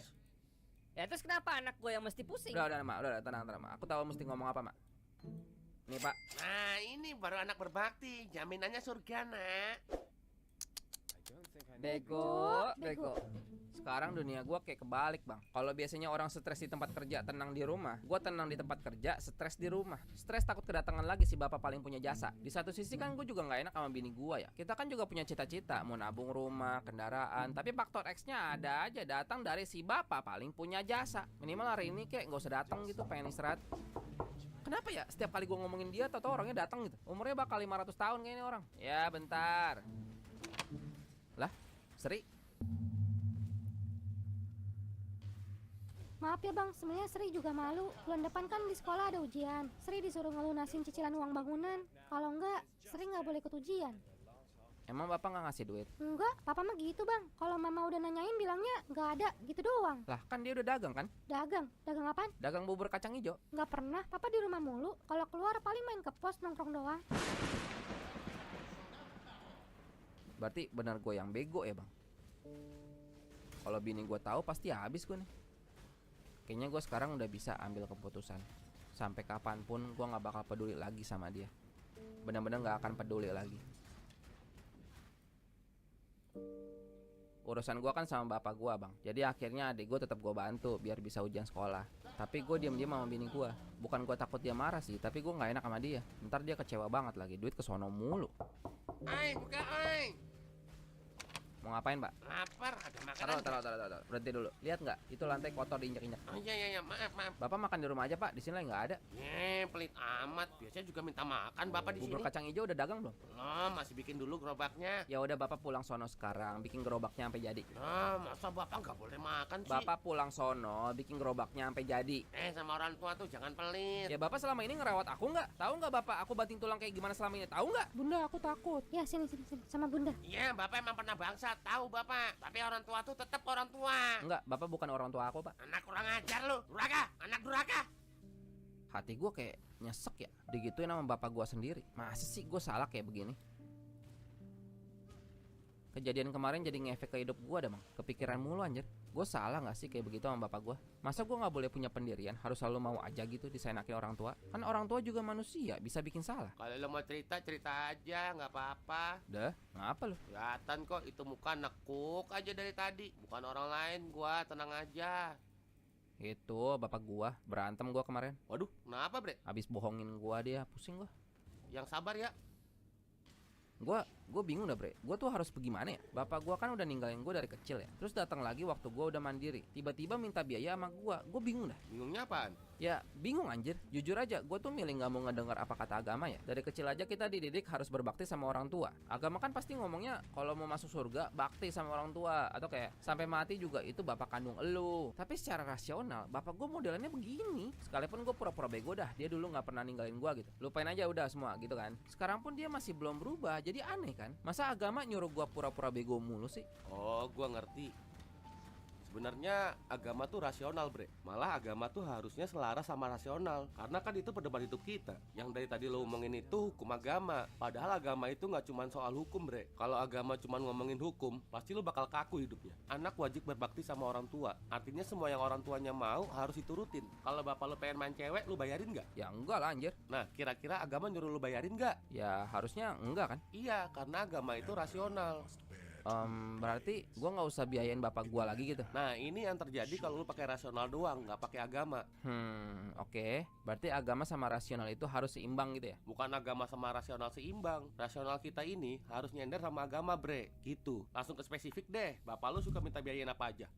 Pernah buat minta modal dagang pernah. Oke, bapak lo orangnya bisa dipercaya nggak? Ya begitu dah. Ya udah, rasionalnya jangan lu kasih. Tapi berarti gue nggak berbakti dong sama bapak gue? Enggak bre, bakti lu cuman jangan lewat situ. Suka lu kasih duit buat makan nggak? Ya iya, kalau dia minta mah. Nah itu udah bakti. Lu kasih bapak lu duit buat makan karena dia butuh makan. Lu nggak kasih duit buat modal karena dia orangnya belum bisa dipercaya. Rasional kan? Setuju nggak lu harusnya kayak gitu? Iya, benar. Nah sekarang kira-kira Allah setuju nggak lu kayak begitu? Nggak usah lu jawab ke gua, lu jawab sendiri aja. Oke, gue paham. Berarti gue seharusnya bukan nurutin apa maunya bapak gue, tapi gue seharusnya nurutin apa yang Allah mau gue lakuin ke bapak gue. Nah itu, masuk akal kan? Iya. Setelah semua yang terjadi tuh, masih mungkin gak sih gue maafin dia aja udah? Bagaimana dia gak peduli sama hidup gue dari kecil, bagaimana dia nyoba manfaatin gue pas gue udah gede begini.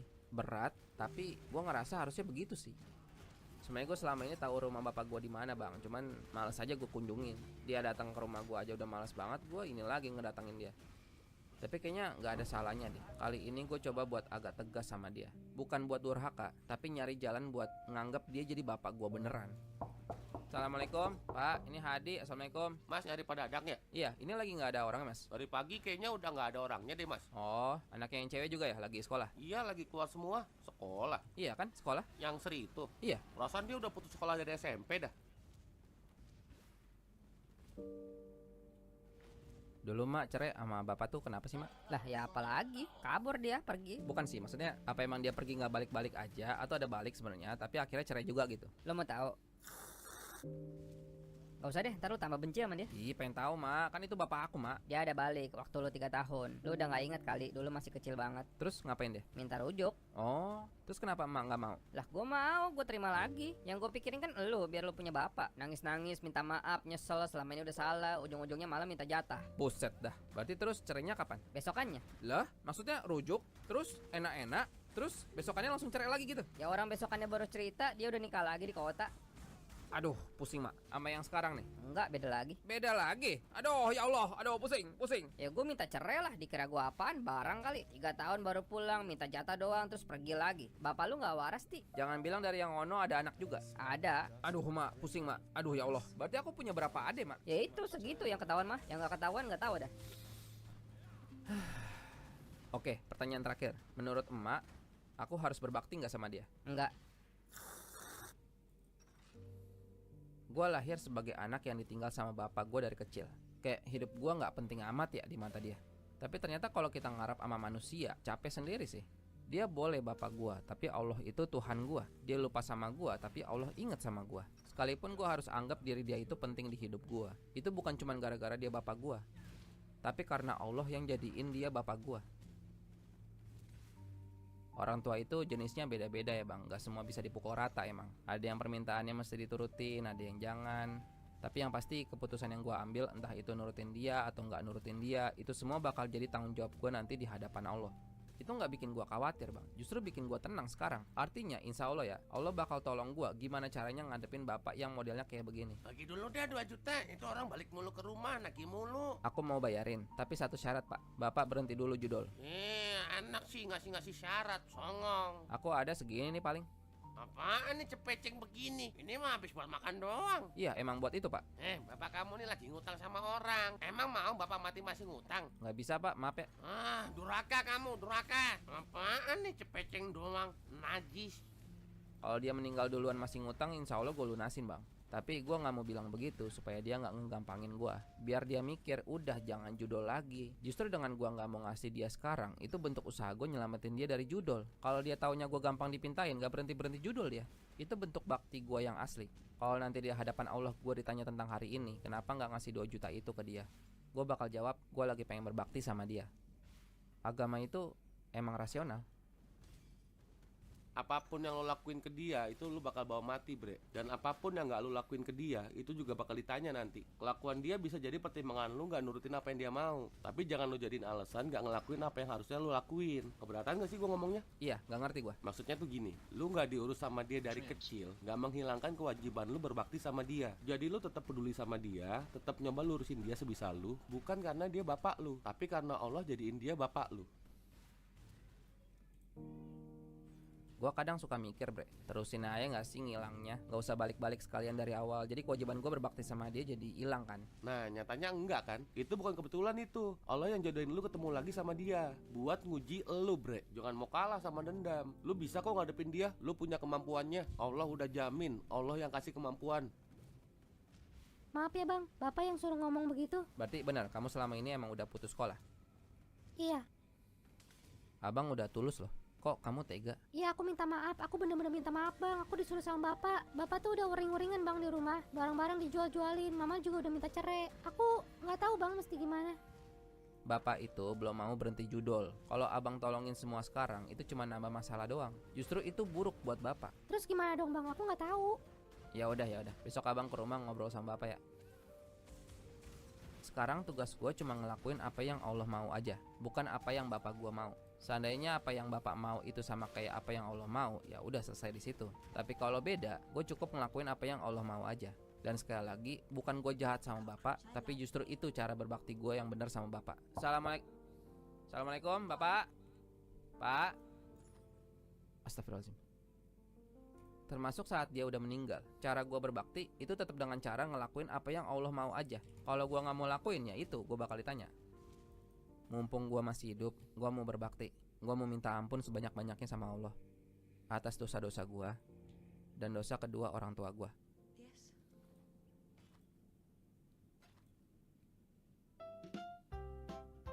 Weh, apa nih? Weh, apa nih? Ganci bro, wah ganci teh kotak, ucul banget. Langsung aja lah bre, order di Shopee-nya. Black wire. I'm a New Zealand extremist, and I don't know what New Zealanders threaten people with.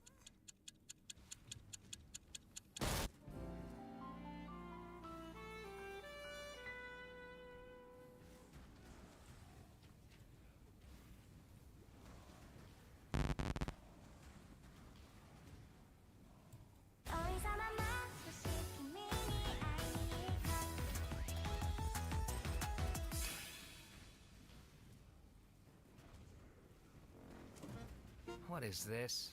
I don't like this. Oh, can it? At least we finally have one that's by someone else. Yeah, there's nothing more fun than being back in school. Just give it a chance, Jax. Jeez. There's nothing wrong with your suggestion. How did you know this was my suggestion? Can you believe this, Pomni? First she draws anime, now she drags us all into one. She must be one of them, losers. You threw me out of a moving truck. All right, class. Today, we're gonna learn the popular foreign language known as English. This is boring. I vote we skip it. Shut up, we're not skipping it. Slice of life animes are the worst ones. It's embarrassing. I mean, I guess it's not as embarrassing as that time Gangle took an anime figure and... Yeah, let's skip it, that's fine. No, let's skip this one.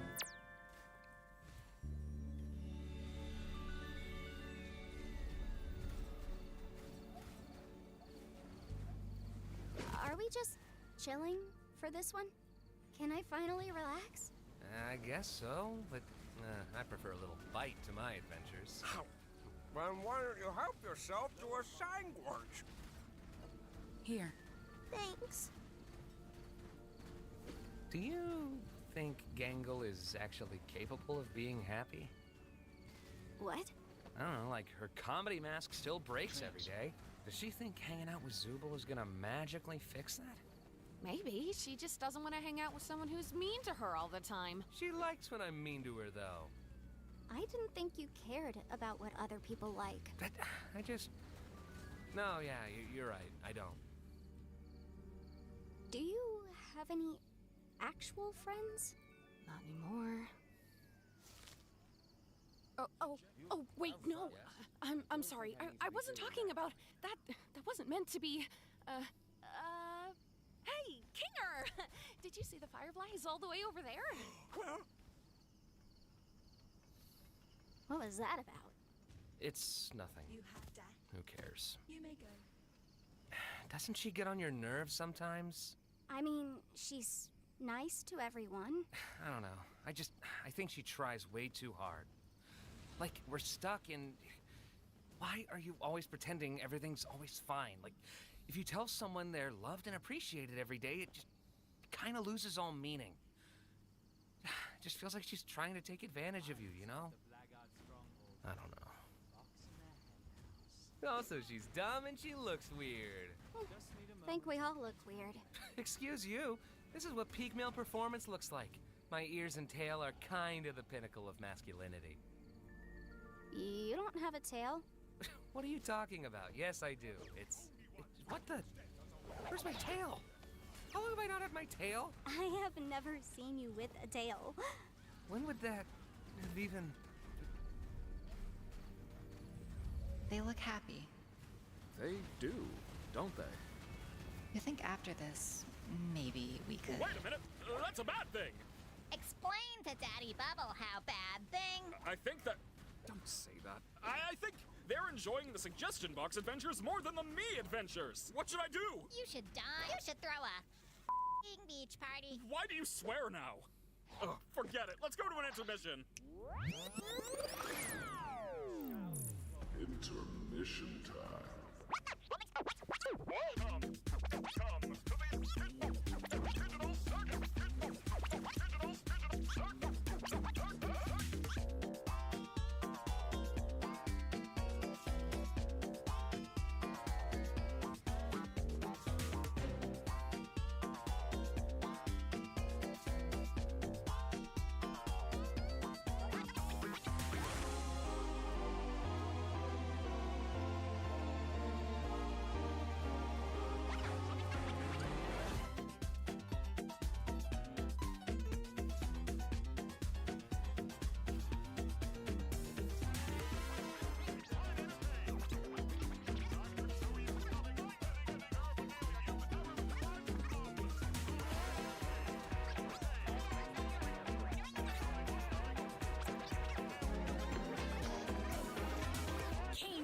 Doing right now? We're intermissioning!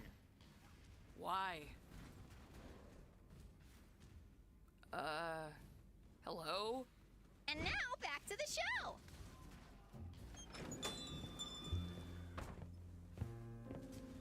Give me a whiskey sour, but hold the egg white, since I'm a vegan.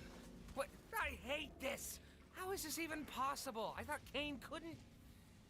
I could have made it way worse for you. Well, I'm calling a vote to turn Zubul into a slug. Everyone voted against that. I hate it. Woo! It's raining like the Dickens out there. Hey, guys. have a cosmopolitan. Give me a corn cob blitz. I'll throw something together. You know your way around alcohol, huh? Yeah, this was one of my suggestions. I worked at a bar briefly. I like making drinks. That sounds fitting for you. I know there's an implication there, but I can't be to figure it out. So, Pomni, you ever have any jobs? Or are you too young for that? I'm 25 years old. And yeah, I was an accountant for a supermarket chain. A supermarket? How'd you end up here? Well, I sometimes got bored of things, and I would seek out mild thrills like exploring abandoned buildings, you know, and posting videos of it online. Ah, a YouTuber. Not really. Nobody watched them. It was just something I did for me. I sometimes did that. I wouldn't record it, though. Here's your Cosmo.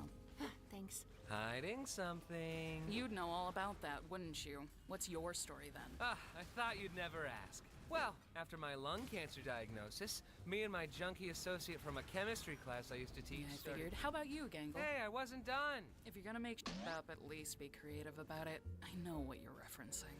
Was that a reference to something? I worked in fast food.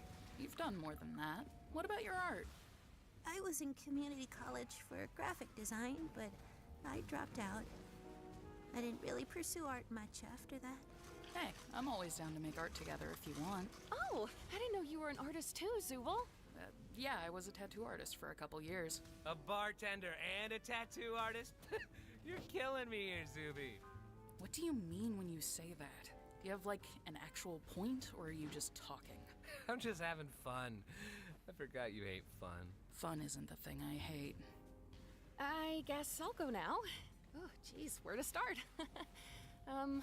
I was born into a fairly wealthy family. We had a large property with horses and chickens, and my mother, well, my mother was a lot. I worked in real estate for a bit until I ended up here. I'm sure she doesn't miss me. I certainly don't miss the yelling, and berating, and guilt-tripping, and the... Yeah, just kind of a farm girl. Nothing too out of the ordinary. And no point in asking Kinger, because there's no way he remembers anything. Never better. Do you guys know about his wife? Huh? My what? Oh.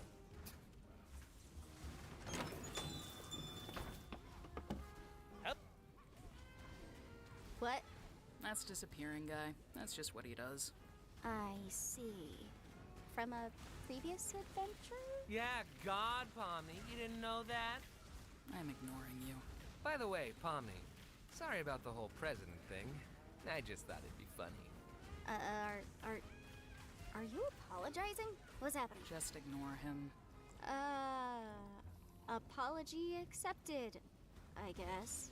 Wow, the first steps of a budding friendship, right, Ragatha? Hey, Pomni. Remember when Cosmo smashed me against the walls and I got all jumbled up? All things considered, that was pretty funny, right? No, not really. Oh, yeah, no. Sorry, that was probably pretty traumatic for you. Oh, remember when you got high at McDonald's and told Gangle to kill herself? No, that was funny. What? I did not say that. I think. No, of course I didn't. And I am still so sorry about that, Gangle. I would never have said anything like that if I didn't get that stupid sauce in my eye. Jeez, Raggy, just let yourself be mean sometimes. It's funny. Yeah, constantly tormenting Gangle's really funny, Jax. You guys all take this place way too seriously. What is this? Why'd you do that? Can you get that thing away from me? Are you afraid of corn? No. Who's afraid of corn? On board! Let's go to the next adventure! What? You're not even a part of... It's softball, ladies and gentlemen! Oh, we're doing this now? Beautiful night for a game, right, Bubble? we've got the Big Tops playing against the evil Big Tops. Sup, I'm Evil Pomni. I'm Evil Ragatha. Coach Dictator here. Hi, guys. I'm Evil Jax. Evil Orbs Man reporting for duty. I'm Bazooble. That wasn't in my suggestion. Why don't I get an evil clone? But first, let's welcome our special guest, here to sing the American National Anthem.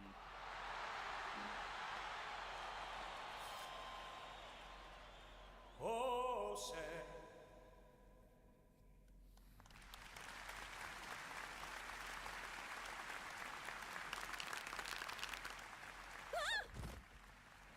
All right, team. I may not know what's going on, or who is going on, or when is going on, or why is going on, but I do know where is going on. And it's out on that field, so let's go break some tailbones, team. Hey, guys. I hope we all have a fun game, no matter who ends up winning. I want to kill that guy. Well, hello, stupid Gatha. I hope you're ready to get completely annihilated. Nobody loves you and you're going to die someday. We can't exactly die. It's like the whole thing here. What the flick? Huh? Check this out. You're out, dumb. Damn it. Ha! Get owned! Yeah, that's what I'm saying. Ah, she's cool. Wait, what's that?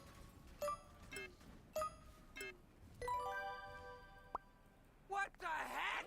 Who did this? You! Jax, you're up to bat. I don't wanna. I quite look like this though. Seems fitting for you, though. I figured you'd be into this. What does that mean? What's that supposed to mean? I'm just having fun. I forgot you hate fun. I don't want to wear this. I have never seen you this upset about something. Jax, bat! I'm gonna kill you when this is over. Let's see what you're made of. Shut up! Don't worry. I think you look good. I don't want to hear that. I want you dead.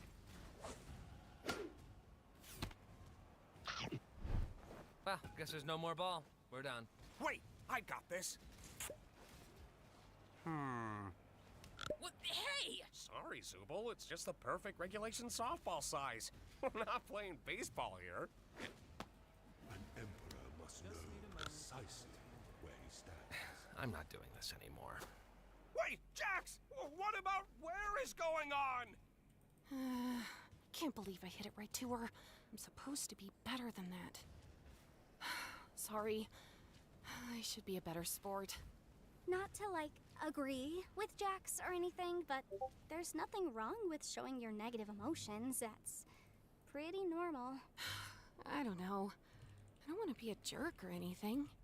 I think we all need to be a jerk sometimes. Maybe. Who knows? Kane, we need a ball here. Oh, Jax, we have a ball now. What are you doing? See ya. Whoops, I missed. Oh darn, I'm out. Having fun? Oh, you know it. Oh look, Gangle's up to bat. How do you think this is gonna go? Would you stop trying to force her to act like you? Oh yeah, I should force her to be happy all the time instead, right? Well, it's better than turning her into some insensitive jerk who deflects everything. I can think for myself, guys. Hey, I ain't forcing anything on you. And then you just act like you never do anything wrong and everybody loves you, when in reality you just f everything up for everyone else. Okay, let's, like, calm down a bit. What? You're the one who said it's fine to be a jerk sometimes. I'm sorry, Pomni. That wasn't very cool of me. It's fine. No apologies for me? This is so sad. I'm sorry, Jax. For bringing up that thing earlier.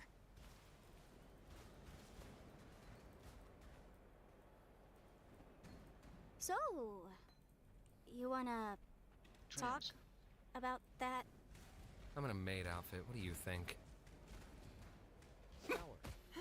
So, how's the game going? Great! Gangle hit a home run! Really?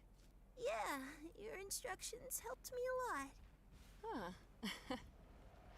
Can you give me my eye back? Joke's on you. I've already forgotten what you're talking about. Wowee! Another home run! No. What? Okay. Dasi? Nice going, Zubo! Alright, Pomni, you're up. Nggak Hey, ada. Ragatha. Kok ngapa nggak ada? You wanna bat for me instead? Mana pakai dasi? I guess I could. Oh, pakai dasi kuliah. Really don't want to. Think of it as a second chance to show him who's boss. Yeah.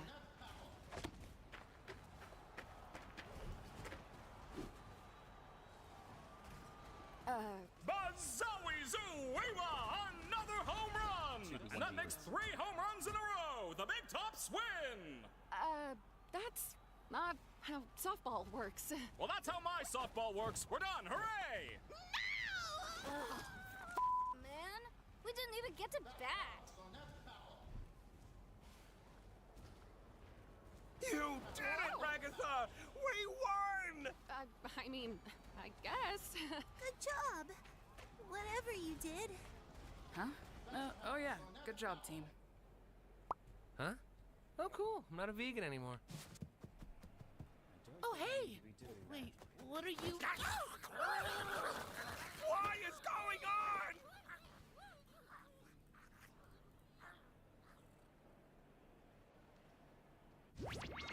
Well, I hope we all learned that suggestion box ideas are actually not fun at all, and Kane's ideas are much better.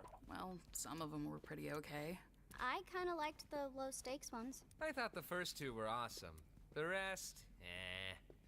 Oh yeah, Pomni. I can show you that thing in the hall I was talking about. Oh yeah, sure.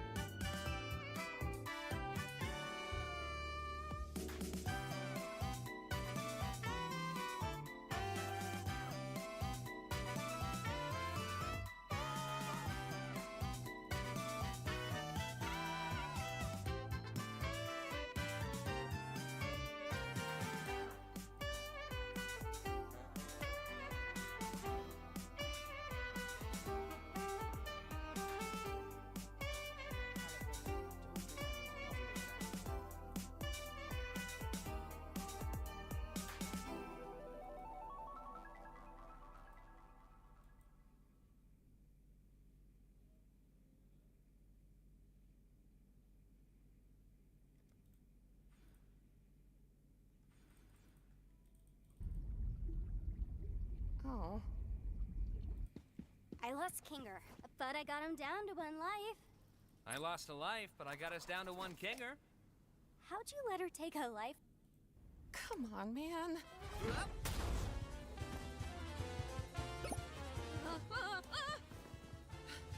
Kinger? Really use another one of those butterflies! Howdy, howdy. I know exactly what you're doing with Pomni, and it'll never work. Huh? You know, getting close with Pomni to corrupt her. Wait, no, wait! Oh, wow, I didn't actually think that'd work.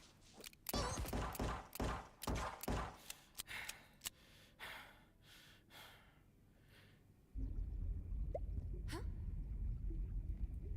Oh. I lost Kinger, but I got him down to 1 life. I lost a life, but I got us down to 1 kinger. How'd you let her take a life off you? I don't really know.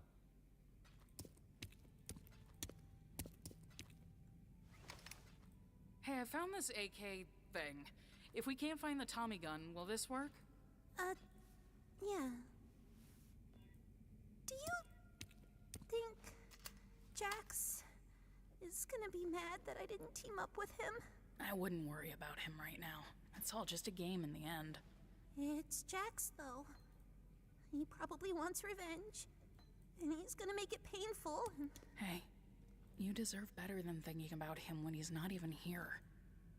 You're a human. You're not his toy. It sometimes doesn't feel that way.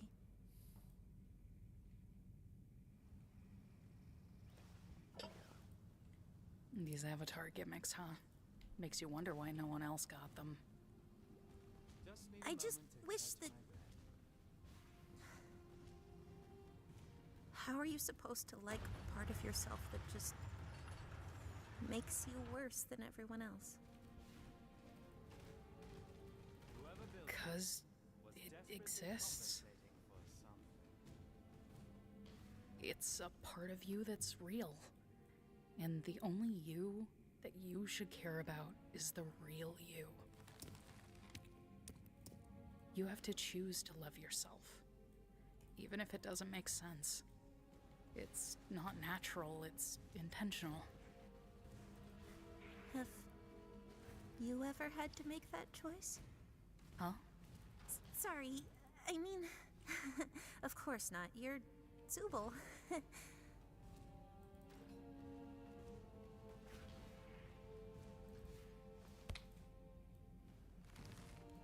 Whatever happens, I've got your back if you've got mine. Yeah. Now let's go kill Pomni and Jax. Alright, here's one. What's with the corn thing? What corn thing? Why are you afraid of corn? And don't say that you're not.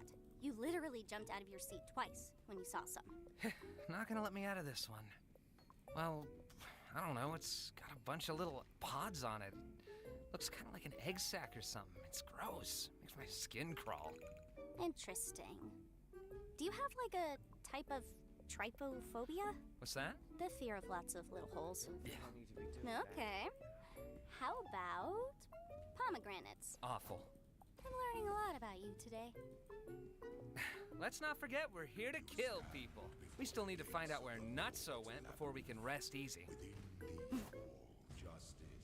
I'm right behind you, aren't I?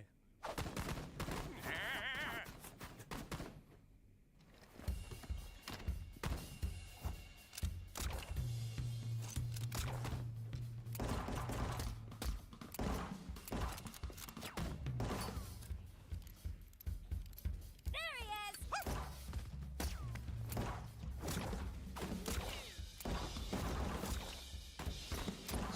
Whoops, sorry. I hope you guys are ready for my ricochet super move!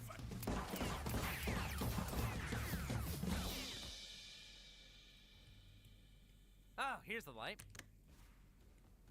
Huh. High five! Yeah! Ah, what a game. Who knew Pomni could be such a sharpshooter? These adventures, huh? And look, even though we lost, at least we gave it our all, right? The end of the path. The Emperor beckons, and the world attends. You feeling all right? Are you upset that we lost? Are you upset about something else? Give no quarter. You want to talk about it? Just need a moment to. This empire I remains think filled with emperors in I might have waiting. failed Pomni. Just like I failed Jax. Tried too hard to get on their good side, and then I just end up pushing them away. Then they end up hating me. Well, I don't think anyone in here hates you. Jax does! Gangle and Zubul don't ever talk to me, and Pomni probably won't after today either. She came to me wanting to be on my team. I said no. Why did I do that? Maybe you just needed a break.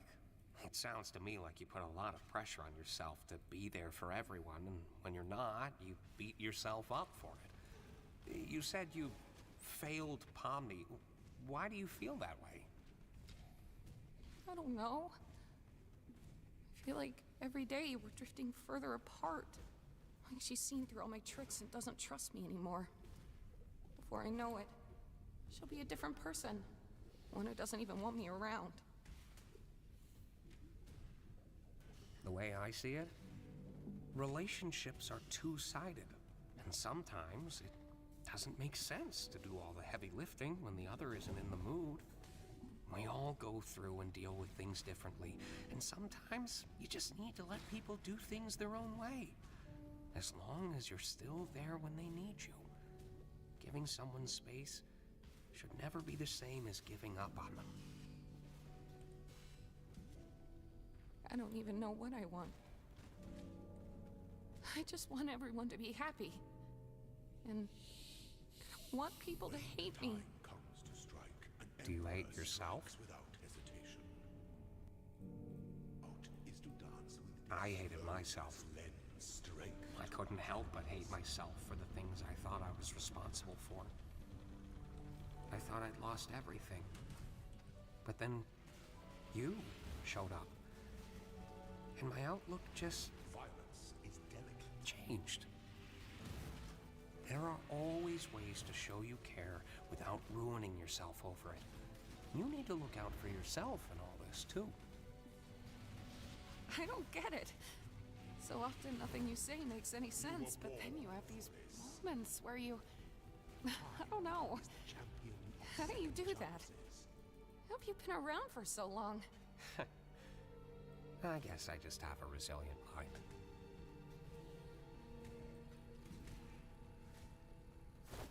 Breathtaking! The committee's gonna love that. So you don't actually need to buy. Are they still following us? Are you still following us? Yeah, we're still following you. Where else would we be? They're still following us. All right, this is a long one. We're gonna have to run. Let's go! Ha!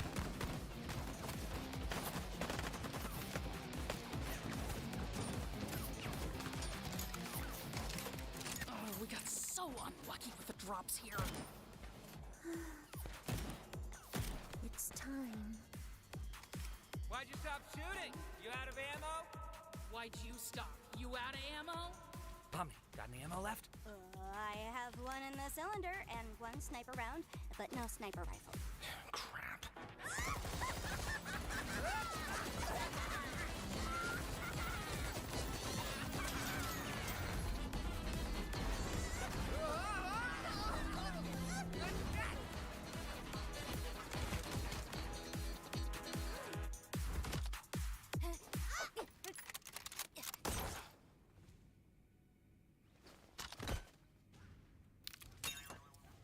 Shoot!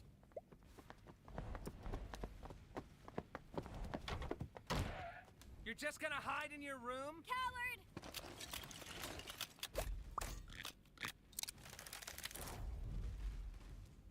Huh. Daisy, Daisy, give me your answer. Are you seriously gonna start singing that? I'm half crazy, all for the love of you. It won't be a stylish marriage. I can't afford a carriage, but you'll look sweet upon the seat of a bicycle built for two. Oh wait, I have a key to Zubal's room.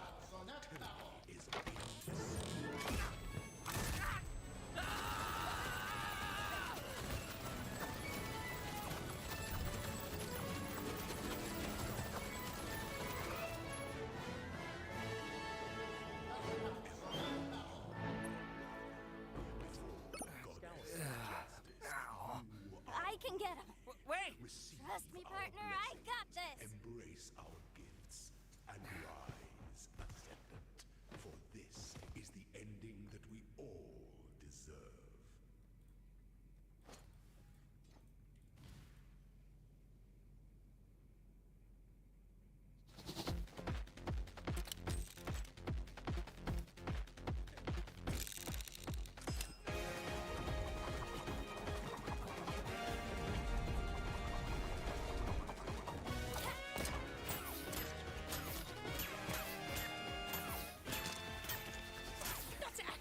Well, Ow! well, shit, man. Guess that's the end of that. See you on the flip side.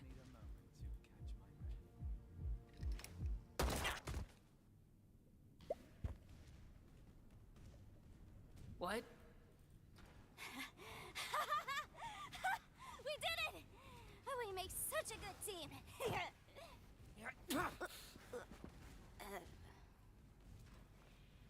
Well, to be fair, our competition wasn't anything crazy. Yeah, true. I suppose this is the part where one of us betrays the other. Huh? Oh, yeah. You can betray me. Oh, I thought this was gonna be a mutual thing. Nah, go on. Do it. I don't really want to. Lame! Come on. I thought you were cool. We could just be winners as a team. We're not a team. Come on. What do you mean? Yes, we are. Delusional. Weren't we kind of bonding over being chaotic evil together? I was merely entertaining you because I thought it was funny. Now, are you gonna shoot me or what? Did I do something wrong? Ugh, you sound like Ragatha right now. No wonder we're not a team. No, I mean, we were doing fine, having fun, talking. But you suddenly You're not committing. Do it. If I shoot you right now, are we still gonna be friends afterwards? We were never friends. What about all that stuff you told me? Yeah, I did tell you a lot, didn't I? Not looking forward to thinking about that tomorrow. No, we're not doing this. You're not gonna look me in the eye and tell me nothing we've been doing together meant anything to you, because I know that's not true. Are you coming on to me? Yeah, that's what everybody wants. A straight couple. Oh my god, can you take this seriously? Can you take anything seriously? Dude, you're a cartoon clown. How am I supposed to take you seriously? You reached out to me, not the other way around. You're just gonna pretend that didn't happen? You must be misremembering. Is this why you didn't show up to Kaufmo's funeral? I don't show up to any funerals. Yeah, I bet you don't. Because you're scared. You're scared you'll actually show a human emotion. I'm scared I'll be bored to tears. Have you ever thought that this might be what causes people to abstract in the first place? Oh my god! Are you seriously gonna blame me for something that everybody else did too?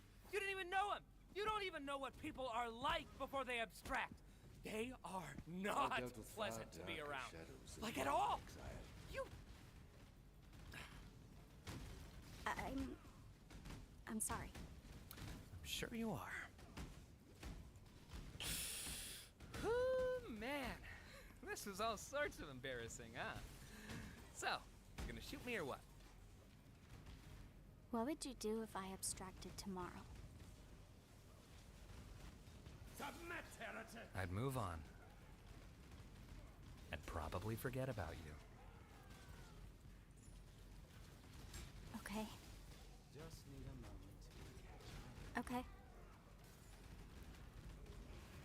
I understand. Have you ever seen the true face of God, Exile?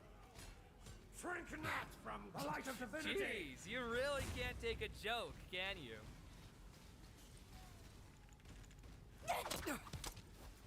You're not the funny one! God! I don't think that counts. This world. Hey, what are you doing?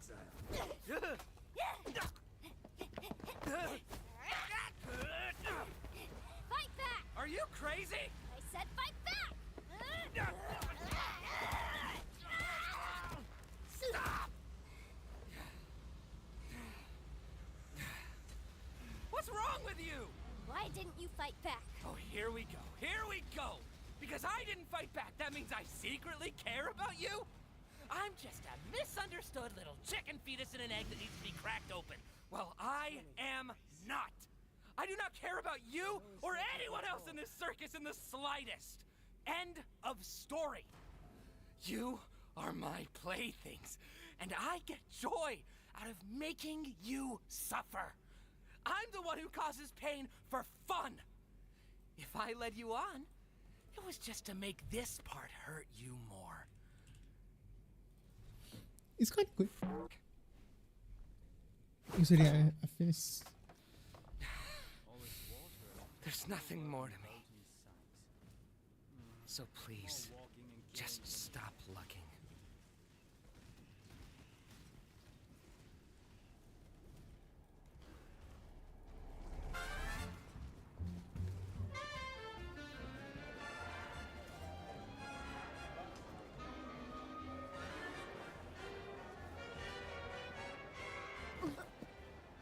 Hey, I have something I I- feel like You can no, speak you first. go. Let's talk after the show. Yeah, sounds good.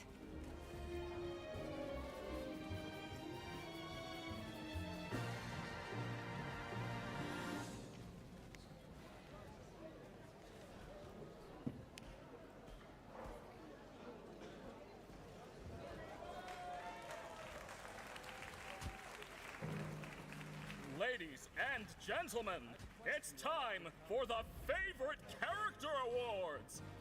Before anything starts, I'd like to thank the committee for examining our nominees and voting on our winners. Shut up. But what's an award show without honorable mentions and subcategories? That's right, it's bad! Unlike my show, which is good.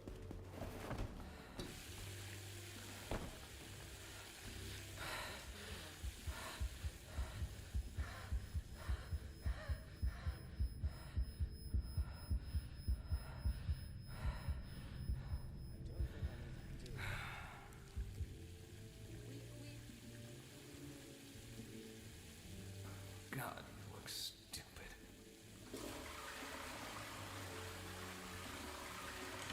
So. And the award for biggest sailor mouth goes to Zubul.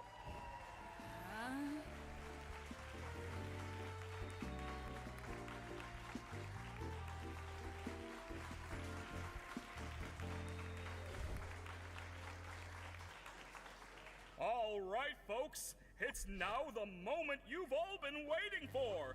The award for favorite character. Bubble, give me a drum roll. And the award for favorite character goes to... Why, it's me, everyone!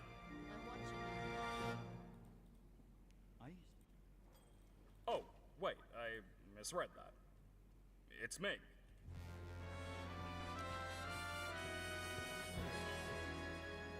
You shouldn't have assumed you won the award. Now we both look foolish. What can we do for you?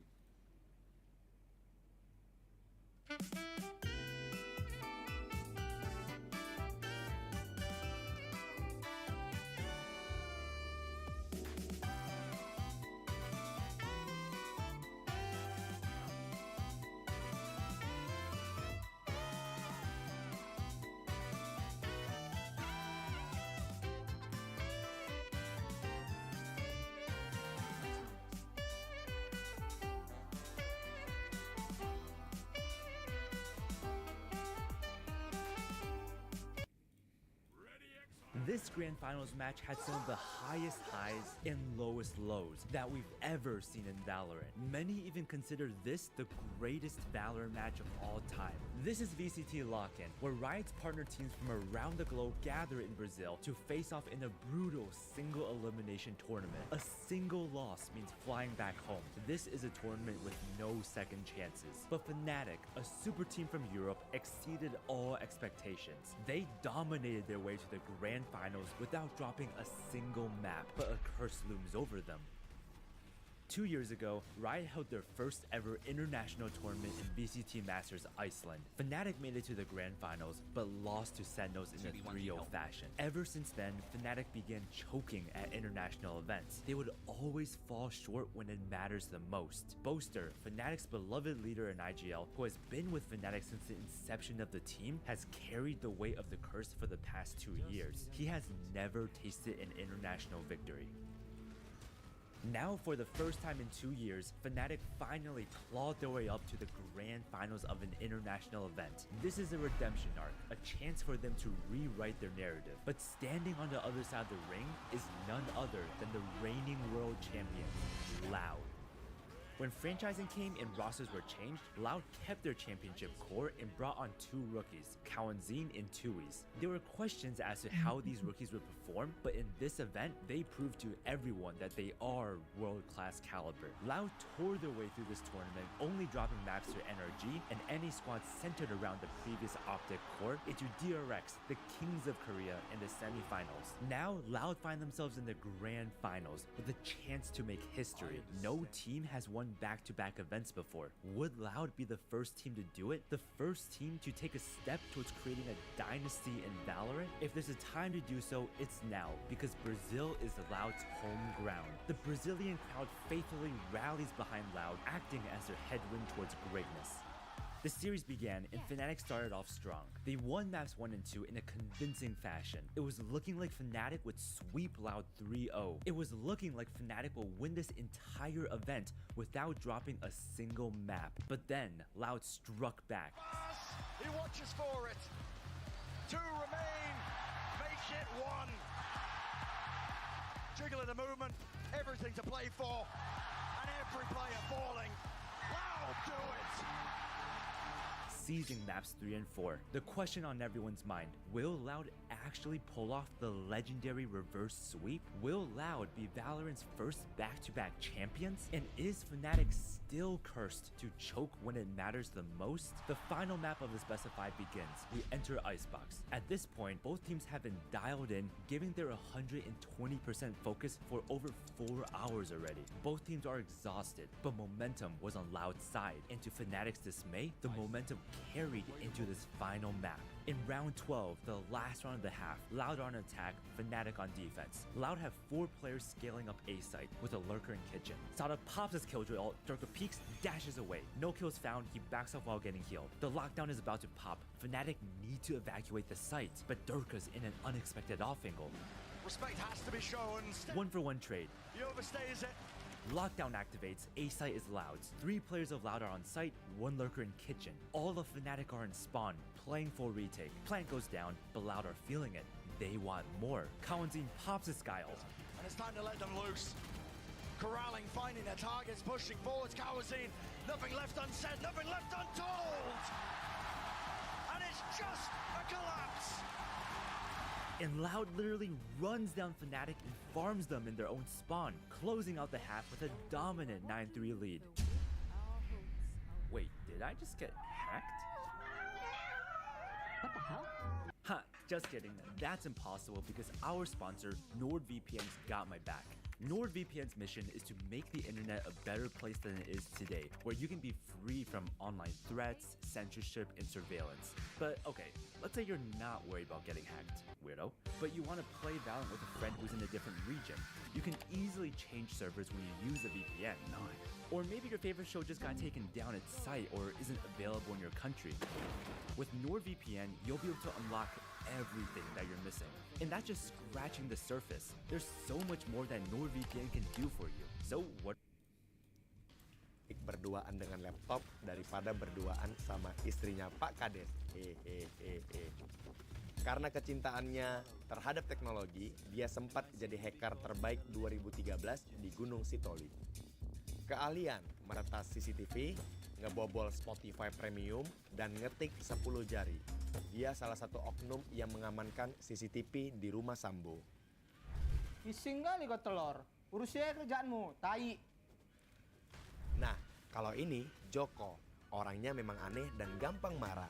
Karena katanya dia dulu sering demam tinggi waktu kecil. Bukannya dibawa berobat, malah dimasukkan ke kulkas sama bapaknya.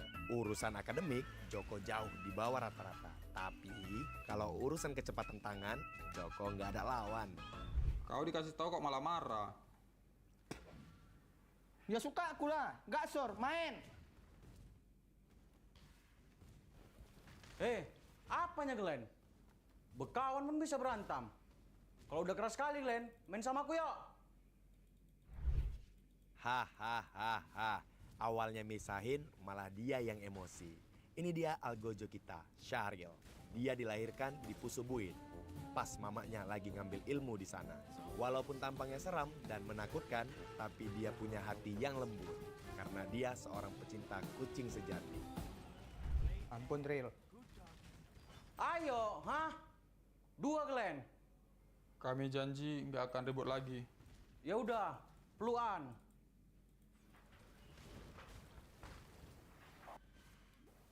Kis keningnya.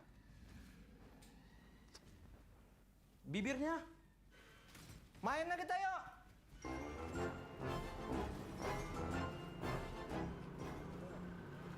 Halo Bang, selamat sore. Sore Bang. Maaf mengganggu waktunya, mau minta tolong. Saya kesasar mau ke rumah teman saya. Boleh pinjam handphonenya Bang? Mau nelpon, nanya rumahnya yang mana. Boleh Bang, silakan.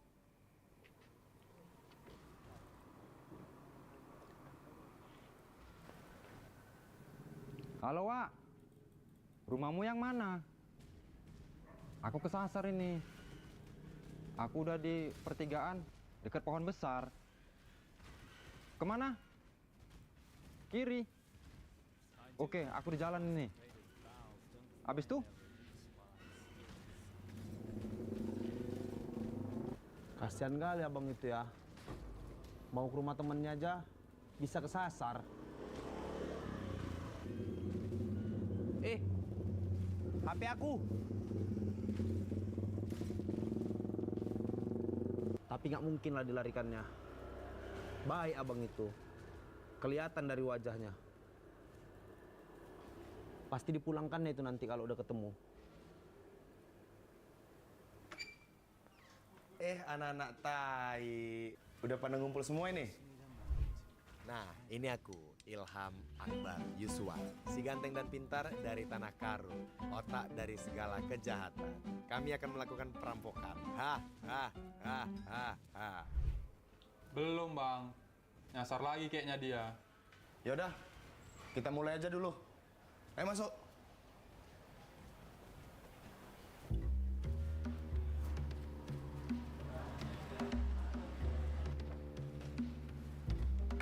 Ini target operasi kita kali ini. Tempat ini udah kuperhatikan dari sejak lama. Apa yang kita butuh, semuanya ada di sini. Waktu kita nggak banyak, cuman ada 1 jam.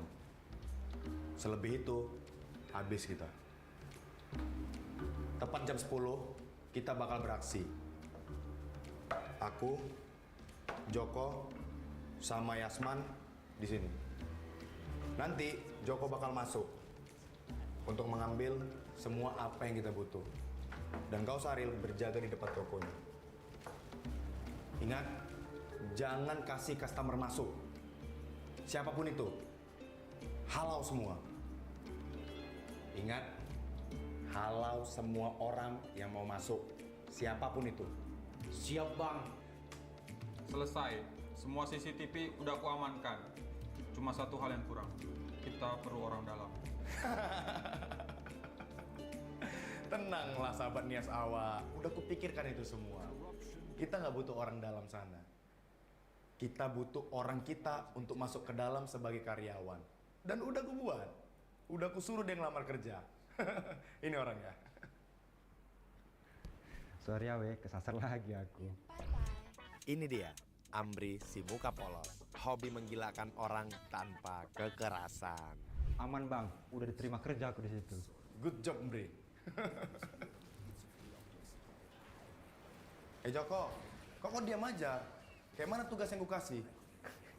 Tenang abangku, akomodasi dan tempat sudah aku amankan. Good job anjing. Maksudnya good job. Pokoknya setelah misi ini selesai, kita akan senang-senang di tempat yang kita impikan.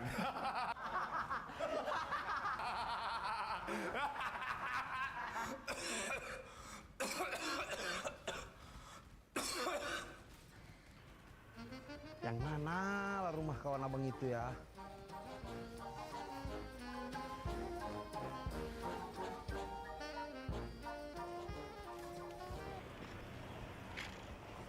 Halo bang, selamat sore. Sore bang.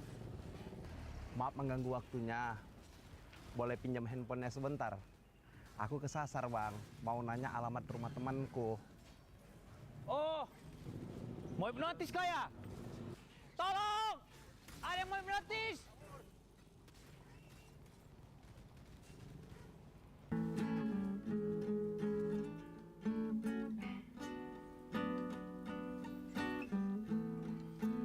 Enak kali nyantai kayak gini ya bang. Asli, kayak nggak ada beban hidup. Beli makan pun susah, sampai pisang tetangga habis kebuat. Pokoknya tenang, Len. Kalau misi kita udah selesai, kita bakal party makanan. Kita bakal nggak kehabisan makanan sedikit pun.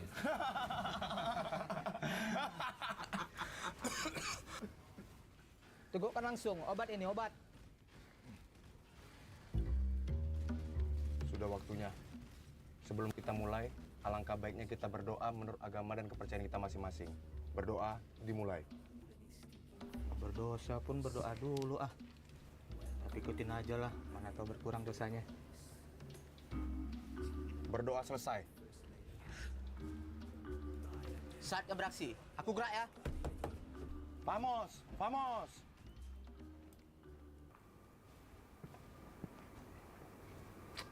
Rungkat terus ah. Masih tanggal 6. Udah habis gaji bulan ini. Masa nyuri jajanan toko lagi? Ah, mampus lah situ. Pagi abangku. Ih, cepat kali kau datang, Bre. 1 jam lagi baru shiftmu. Bosen kalah aku di kos bang, makanya kesini.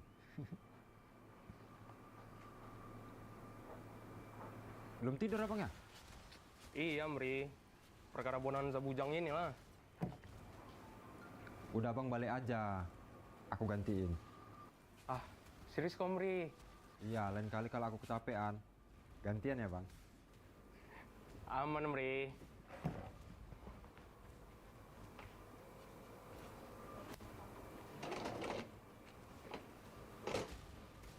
Aku ambil cepet, Bre.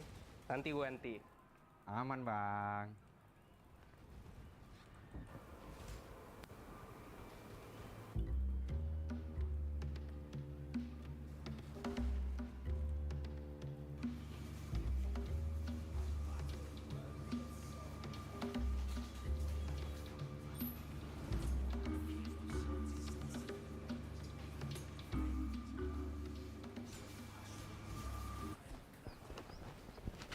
Mau kemana kau?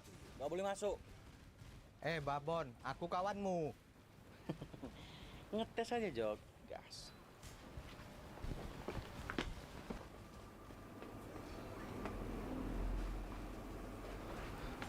Gas Jok, udah aku siapkan ini. Tinggal bawa aja. Kau itu nggak ada otak. Egois sekali. Itu tugasku, kau ambil lah. Kau balikkan lagi.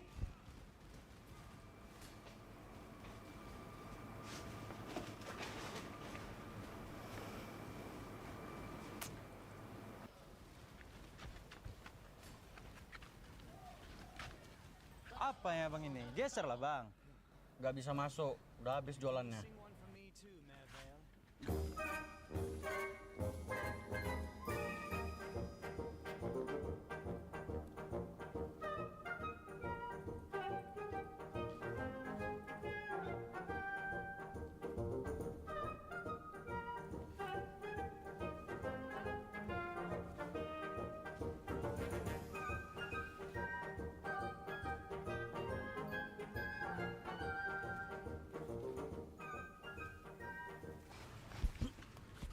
Awas lah bang, nggak usah ya aku.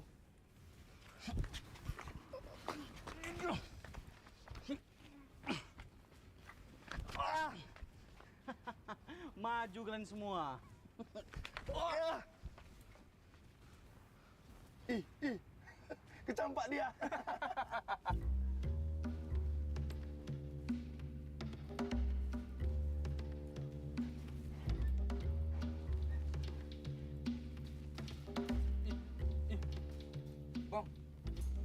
Polisi bang, gak ada di plan bang. Ingat, halau semua orang yang mau masuk, siapapun itu. Siap, Bang. Udah kok tenang. Lurus sana, Bang.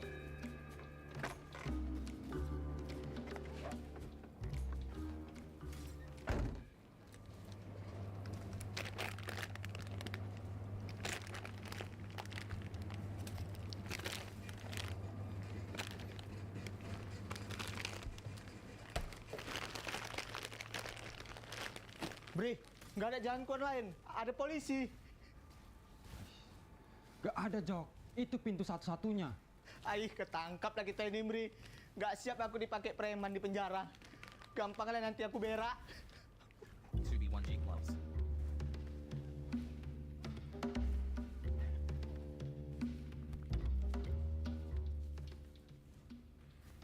Udah nah, langsung tumbuh aja. Izin ya, Dan. Maaf, ini adik awak memang ada geret-geretnya baru keluar dari rumah sakit jiwa. Ini toko keluarga kami. Jam segini memang dia jam-jamnya kumat. Ya, setiap ada yang beli selalu dihalang-halanginya. Udah, awas Glenn. Mau ngalangin pula, Glenn. Pak, mau beli rokok ya? Ini rokoknya. Bukan ini rokokku. Udah awas lah, biar masuk aku. Pasti ini? Bukan juga, udah awas. Udah Pak, pilih aja langsung. Nah, gitulah. Nggak usah Pak, gratis. Mau kau suap aku? Nggak bisa, nggak bisa. Simpan aja kembaliannya. Ini baru namanya oknum.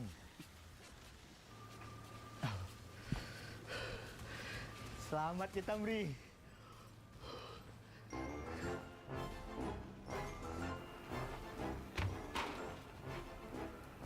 Habis semua barangnya. Kurang ajar kali.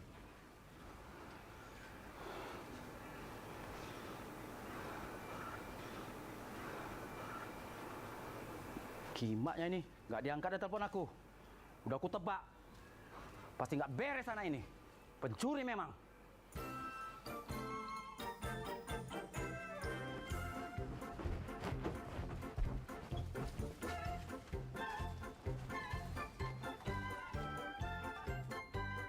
Misi sukses.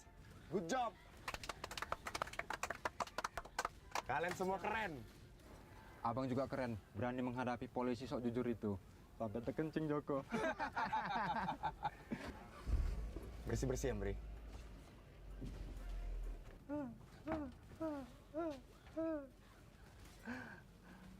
Kayak mana ya ini?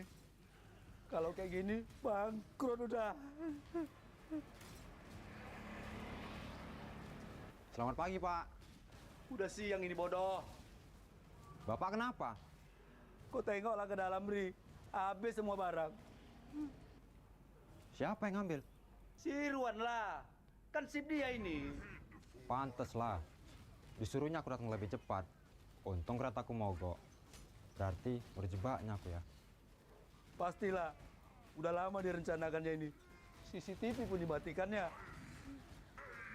Bapak udah lapor polisi? Udah lapor ke Polsek. Ini lagi OTW kemari. Kok lari anak itu? Apa nggak mau kerja lagi dia?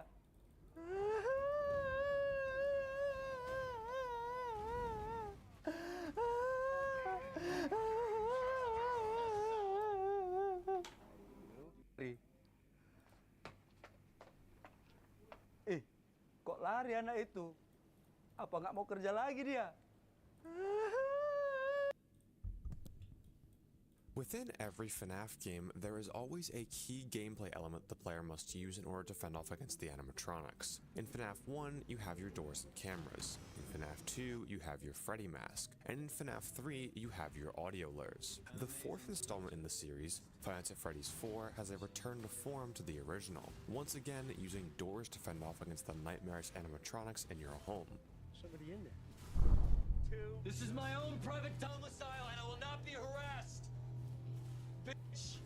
But what if I told you that it was possible to beat Five Nights at Freddy's 4 without this core gameplay mechanic? Hello everybody, and welcome back to the Bones 5 YouTube channel on YouTube. In today's video, we're going to answer the question, is it possible to beat Five Nights at Freddy's 4 with no doors? I hope you enjoy.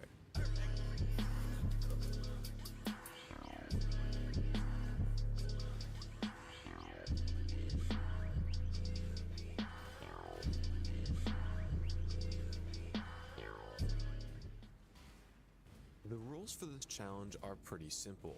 I'll have to complete nights 1 through 5 of Five Nights at Freddy's 4 without ever closing the left or right doors. We are able to run up to the doors and use our flashlight, but we are not allowed to close them at any point during any of the nights. With the rules for this challenge out of the way, let's get into night 1. Okay, so today we're going to be attempting a very interesting challenge. I do believe this is possible, 100% actually. I'm sorry if my face cam is like fucking up this video. I have the blinding light of God behind me. We're back at the home setup. Yeah, the webcam doesn't really light it properly, but that's okay. We're gonna win.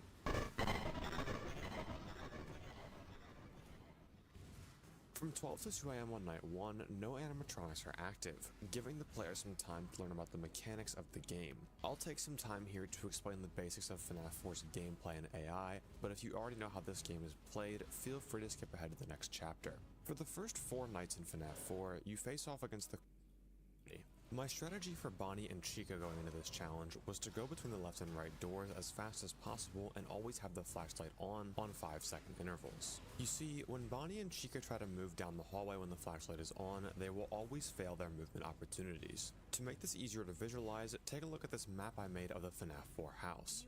This middle square represents the center of the far hallway. These 2 squares are the corners of each hallway. These middle squares are where Bonnie and Chica are visible when you flash the flashlight. And these squares represent when Bonnie and Chica are right outside your doors. If Bonnie or Chica is at the top corner of a hall, and I'm camping that hall while flashing the flashlight down, Bonnie and Chica will not be able to move into that hallway. Specifically, they will have a 50% chance every second to update their destination to either move backwards to the center of the hall in Bonnie's case, or into the kitchen in Chica's case. Both Bonnie and Chica's chance to move is really low on this night, only 5% for Chica and 5 to 10% for Bonnie. So I was able to get through night 1 without too much difficulty. That should be night 1, I think. Okay, cool. Alright, that was light because Foxy wasn't here, so now the real challenge begins because Foxy is hard. I always found these to be scarier than the actual minigames. Like the jump scare would always give me way more. Okay, I gotta lock in now. Something I feel that is worth mentioning is the plush trap minigame. Because if completed, this minigame gives an insane advantage, allowing the player to start the next night at 2 AM instead of 12 AM on the first attempt. Here's how to beat it every single time. Plush trap has 2 audio cues, a sound where he's walking and a sound where he's scurrying. Wait until you hear 2 of the scurrying sound cue, then the moment you hear the next walking sound cue begin, shine your flashlight to catch plush trap every single time.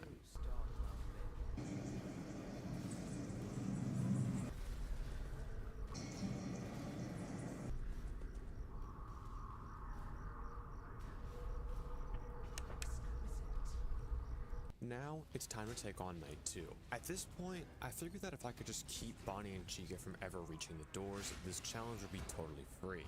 So I went into night 2 with the same strategy in mind.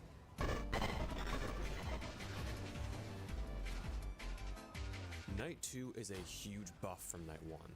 Bonnie and Chica now start at 5 AI and later get buffed to 7 AI, and Freddy is now at 2 AI and later gets buffed to 3 AI. But the biggest change in this night is Foxy, who is now active. We don't want Foxy getting in the closet ever, as it would give us less time to cover Bonnie and Chica's intervals at the doors. In order to stop Foxy, we're going to have to move with him. You see, Foxy will dash between the 2 back corner squares on every successful movement opportunity that he has, which will play a quiet scurrying sound that pans in the direction of his movement. Once he's in one of these corners, he has a 1 in 10 chance to enter the hall on that side, and a 9 in 10 chance to enter the other back corner. When he actually enters a hall, it will play that same scurrying sound, but a little bit louder.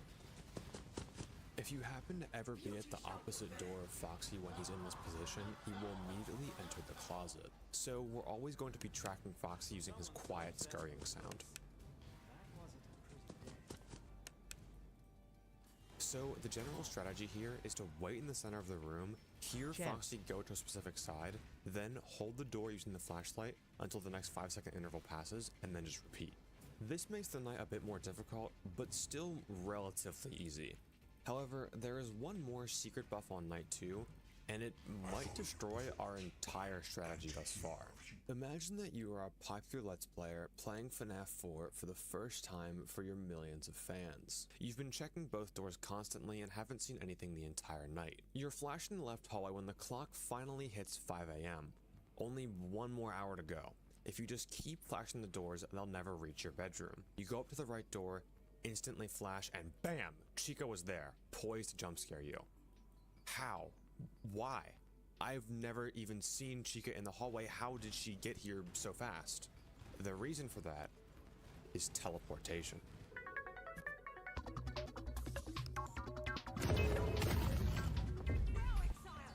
This is going to be the hardest mechanic to deal with in this challenge.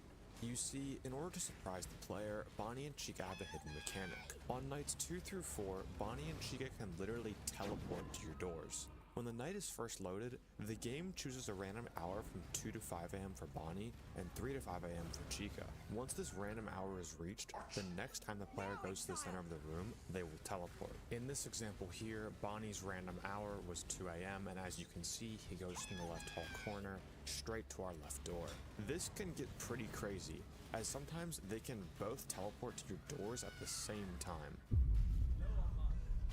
Originally, I thought that I could combat this by holding a door with the flashlight on every single hour interval. That way I could at least stop Bonnie or Chica from teleporting for the whole night. But they'll actually cue their teleport until you run back to the center of the room, meaning there's no way to stop it. Understand what it means to be. I honestly thought this would be the end of the challenge. Even in the absolute best case scenario, if they're both forced to my doors at 5 AM, Freddy would still kill me before the night ends on later nights. I needed to use my big brain and think. How could I get rid of Bonnie and Chica without closing the doors?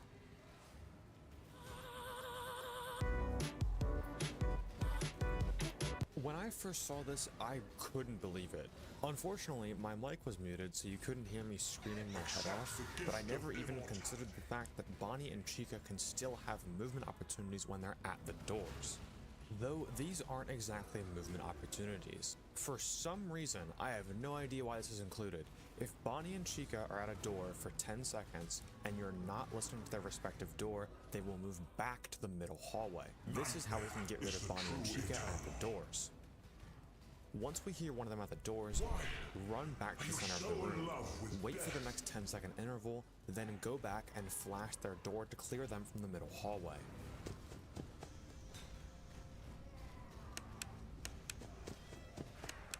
Though it isn't that simple. We don't always know exactly what 10-second interval Bonnie and Chica are on. Luckily, you can hear everything in FNAF 4, including Bonnie and Chica's footsteps going to and leaving the doors.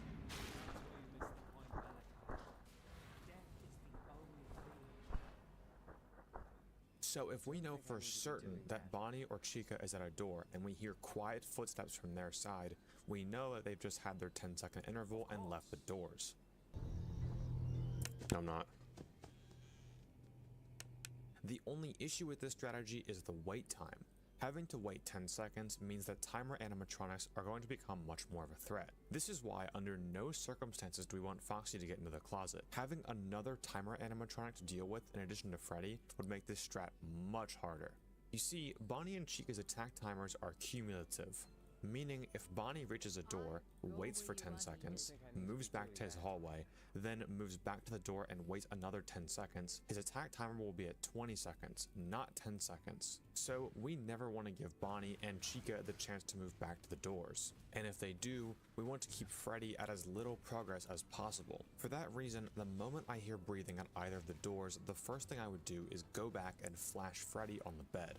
Bonnie and Chica's attack timer is calculated using this formula, meaning that on the first 4 nights, they would have to visit the door multiple times before entering the office. So we know for certain that when Bonnie and Chica are visiting the door for the first time, they will not be able to attack me when I'm turning around from the bed after dealing with Freddy.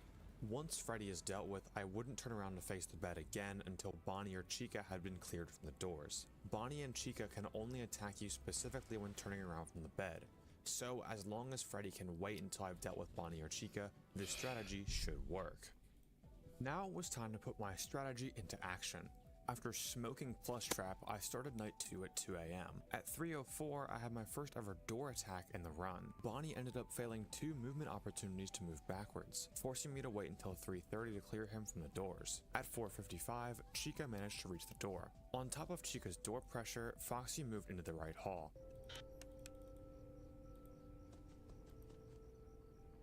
Meaning I cannot go to check Bonnie's door until I flash the right hallway, or else Foxy would get into the closet. Luckily, Bonnie must have failed like 6 movements in a row, because he wasn't even in the hall by the time that I got done with Chica and Foxy. Bonnie, Bonnie, Bonnie!